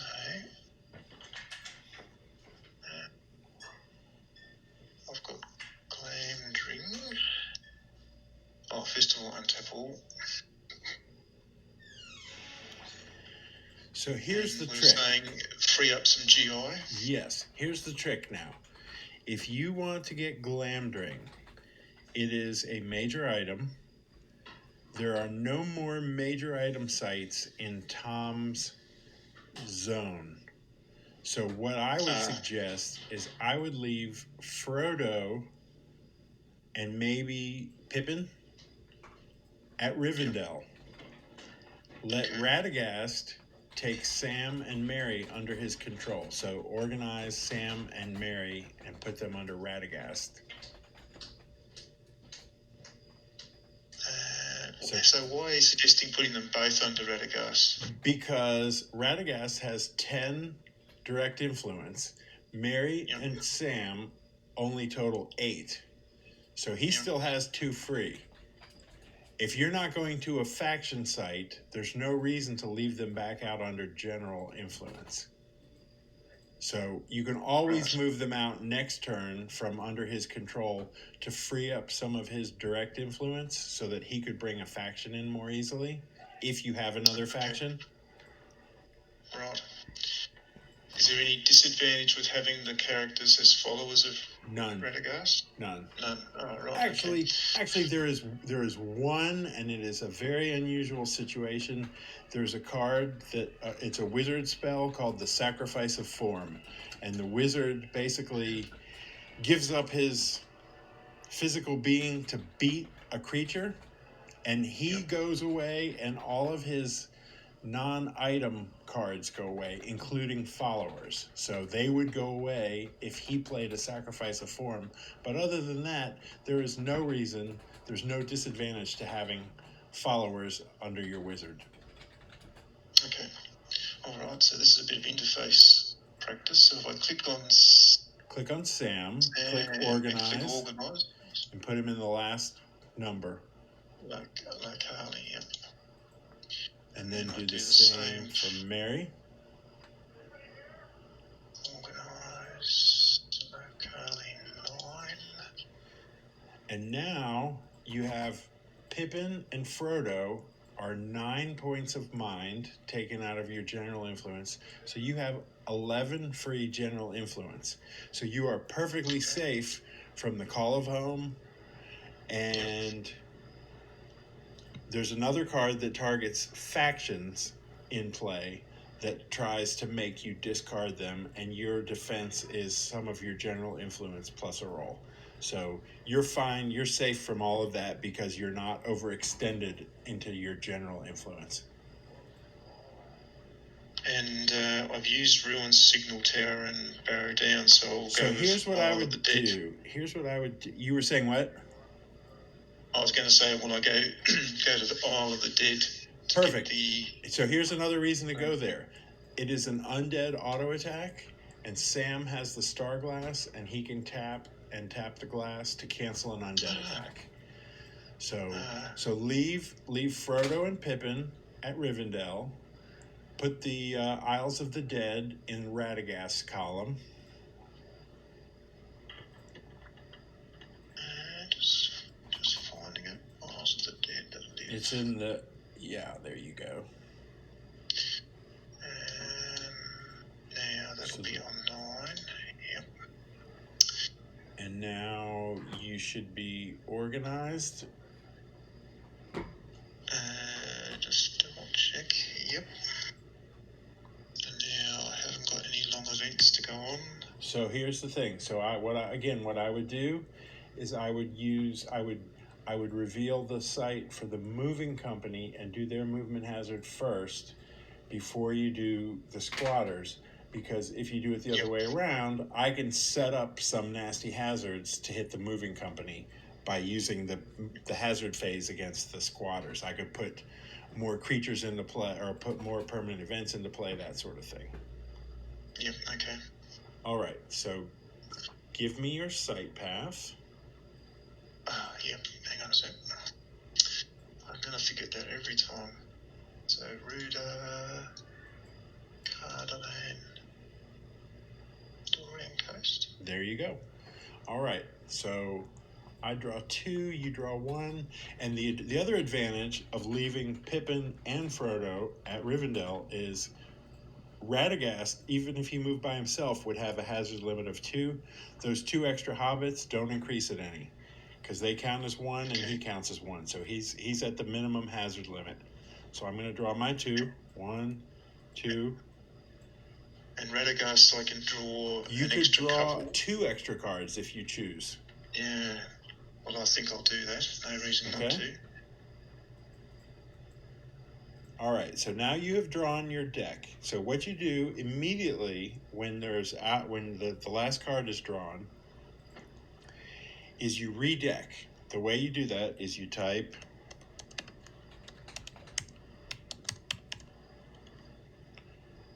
redeck. Okay.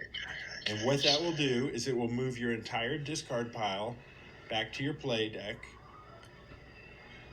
and it will move all of your used sites back to the location deck. So now Bag End is available to you again. If you had Bill the Pony, or if you had hobbits that ran away that needed to come back into play.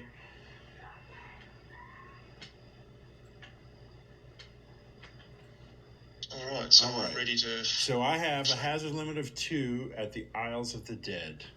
And I have another Watcher in the Water. So I'll play that. So that's keyed. I'm going to key that to the... I could key that to either, really. I could key that to the wilderness or to the coast. But everybody faces 1 at 8 unless you cancel it. Okay, let's have a look. I've got a concealment, so I might as well use that. Go for it. Don't use Mary to do it, because you... No, I'm sorry. Don't use Sam to do it, because he'll use the Starglass to cancel the auto attack, the undead auto attack. So you can let Mary conceal. But if I do that, I won't be able to use the talk. Right. Well, you've got 2 options here. You've got Sam can cancel an attack, or Mary can cancel the attack. So it doesn't really matter. Sam has a more specific canceller. He only cancels undead. Mary can cancel any attack with the torque. Oh, okay. So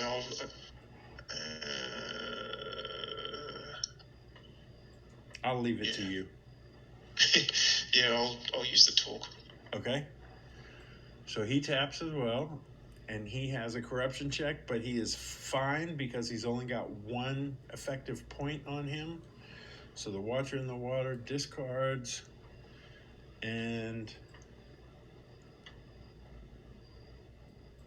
I have nothing else. So I'm going to have to discard some cards here.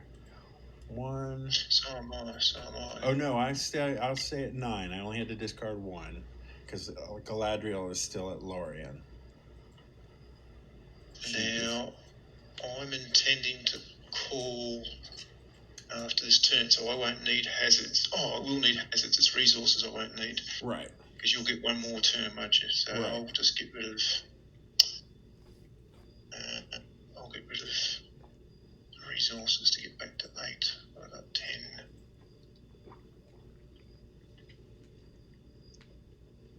That's me back to 8.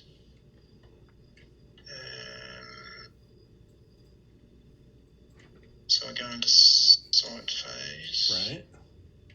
Well, actually, we have a movement hazard on the other 2 hobbits at Rivendell, but that's okay. Yeah. I don't have anything. I have nothing to play there, so just go ahead and go to your movement hazard. Go to your side phase. That's fine. Okay. Yep. So the undead attack at the Isles of the Dead can be canceled by Sam. Tap the bearer to cancel. Yep. Cancel an undead. The Starglass is great if you're moving to lots of undead auto attack sites. Yep. So well played. The corruption check doesn't have to happen. No, he's fine with corruption. He's got a +3, and the card only gives him 1. And so now I tap Radagast. Minor, major, or gold ring.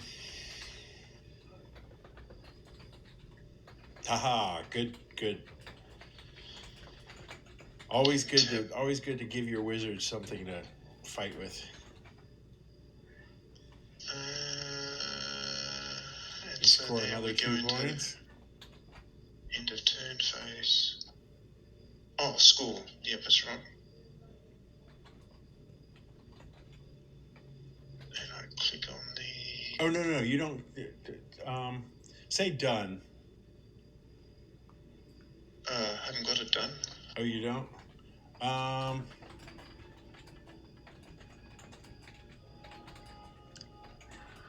Yeah. I don't score it, do I? Because he stays in my hand. You put it... Yeah. Out of there. Drag it back to your hand. Drag Glamdring back to your hand, and then play it on Radagast again.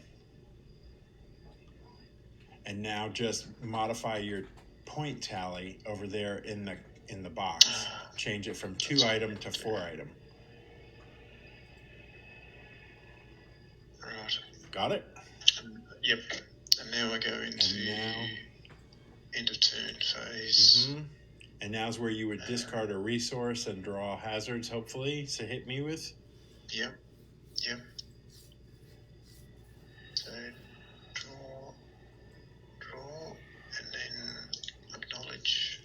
And I will say I'm going to discard a creature because I'm not going to get another turn to play that on you. And I say done. And then this would be where you would say you called for the free council and I get 1 last turn. Okay, yep. I'll call for the free cancel. There we go. All right. This will be the first game I've finished. Yeah. Ever. Well, that's good. We're a one deck game is a good place to start because you can call the council when you go through your deck once. You don't have to have a minimum number of points. So you've got, like, normally you could have called the council before you went through your deck if you had 20 points. Normally, actually, this deck hasn't got 20 points in it. Well, you're good. You're doing well if you've got 16. If you don't have 20 in there, and you've got 16. I think I've played everything that was in it. Yeah. Well, good. But my thought was, I will keep it as small as I can and high frequency, and just hope to finish first with more. Right. With more points. That was the. All right, so here's the thing. I have no marshalling point cards in my hand, so I am really just going to have to run somewhere and see what I can do. I have 19 cards left in my deck. I have 2 allies in here, so I'm going to maybe take a chance and move this company of 2 to a site where I can bring an ally in and hope I draw him.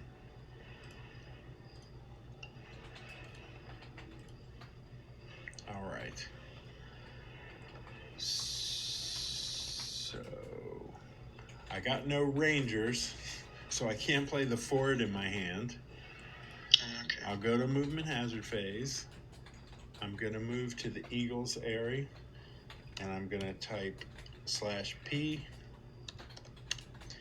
and click on the site. Since it's starter movement, you can draw 1. I'll draw 1. Nope, didn't draw him. You're not restricting yourself to start a movement, are you? You just have to be using it. It's just because I'm moving from a haven. It's safer. Yep. It's easier to use.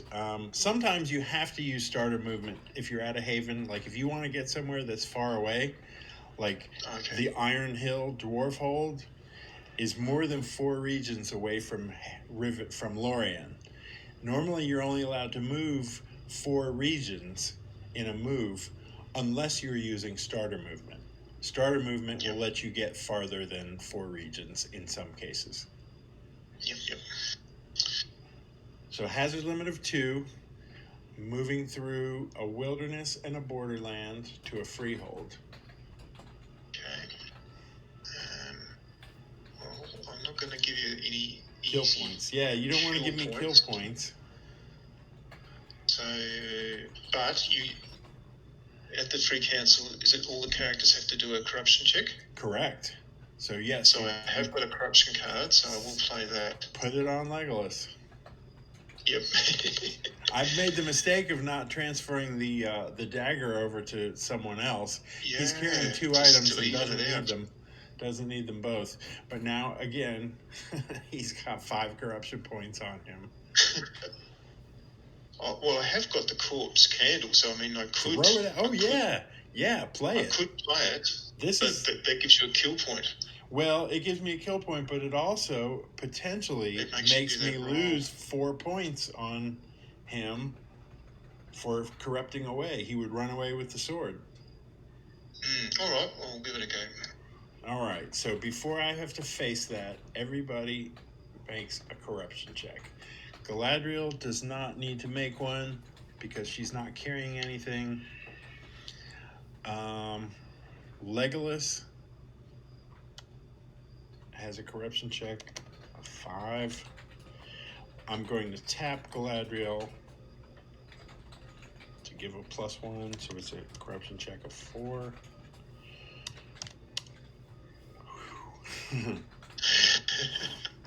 And he's still going to have to make another check because of the lure of nature moving through one wilderness.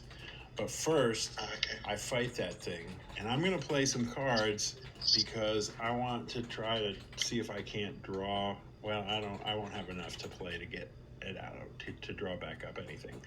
But he's going to play a risky blow. And so he's pretty much automatic on that. Yep. So he doesn't need to tap. 7. Yep. That is a case where you would be playing a creature for a kill point, but it has the potential to offset that by quite a bit. Yep. So he has no more hazards, but now he has to make a check at 5 for the one wilderness he's moving through. Yep.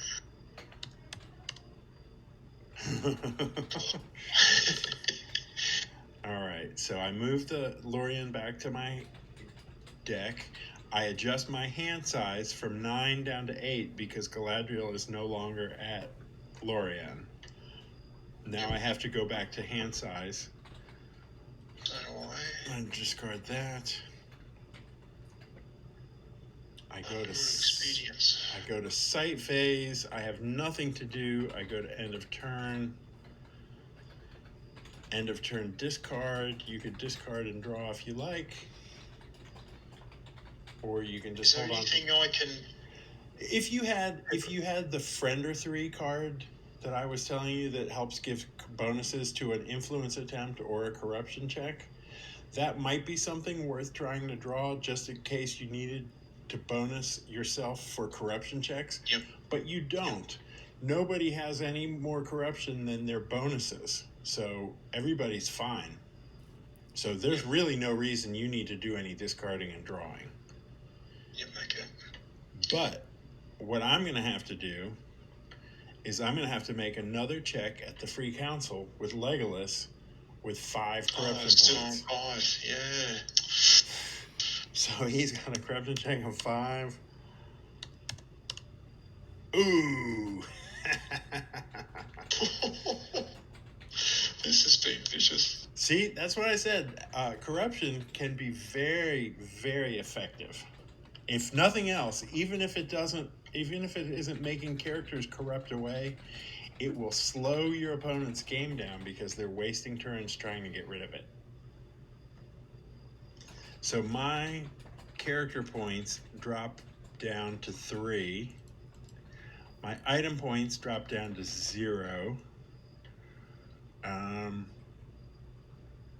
And that's it. Your ally points will double. So bump that up from 3 to 6. And the items going Your items. Ally, yeah, there you go. Items are going to go up to 8. And kill points and miscellaneous points do not double. We both got kill points. Neither one of us has miscellaneous points. But if you had one miscellaneous source and I had none, it would not double. It only works on character, ally, item, and faction. So what this means is I now hit the concede button. You beat me 23-10. With a lot of coaching. But I'm happy with the deck that the deck worked out the way whether it would do it very often, I don't know, but it did what I set out for it to do, which exactly. was to cycle quickly. Well, you want to see how a deck works effectively, you want to see one perform successfully, and then you can start tweaking it and deciding what you liked and what you didn't like, or what you maybe needed that wasn't in there. But there you go. Oh, very exciting. It's fun. Yeah, that was great. So, you were saying about putting in one of the strong warriors, and I thought, well, that's the sensible thing to do. But I thought I'd really want to see if the hobbits can do it alone, just with a wizard turning up. And at least this time they did. Well, I don't know whether they do it on balance, but. So again, the trick with the hobbits is they've got to get the right cards at the right time. If you've got lots of cancelers in there, the cancelers are great. Or like you got the Torque of Hughes out early on, that is basically like having a free canceler every turn. And with hobbits and only having a hazard limit of 2, you've got a cancel of 1 creature every turn. That really limits what I can do to you. Yeah, okay. Pity the Torque's unique. You could have 3 of them. No. It needs to be unique, because everybody wants it, especially when you're playing a canceler, a deck with lots of cancelers, and you're trying to avoid combat instead of killing things. Yep. Okay. All right. I've learned a lot. Good. Well, I think this was a good recording too. I think we got a lot of interesting combinations and commentary, and I think this would be a good one to share for people who also want to learn the game in addition to learning how to play on the interface. Yeah, they can laugh at all my funny questions, but beginners want beginner questions, so that's absolutely. Yeah. All right, David. People like Astronaut will be going, "Oh my goodness." Well, we're playing a basic game. We're playing a starter. I mean, we're playing a 1-deck game. This is a learning experience, so I'm glad that it worked out well. That you were able to see how a Hobbit deck can successfully perform.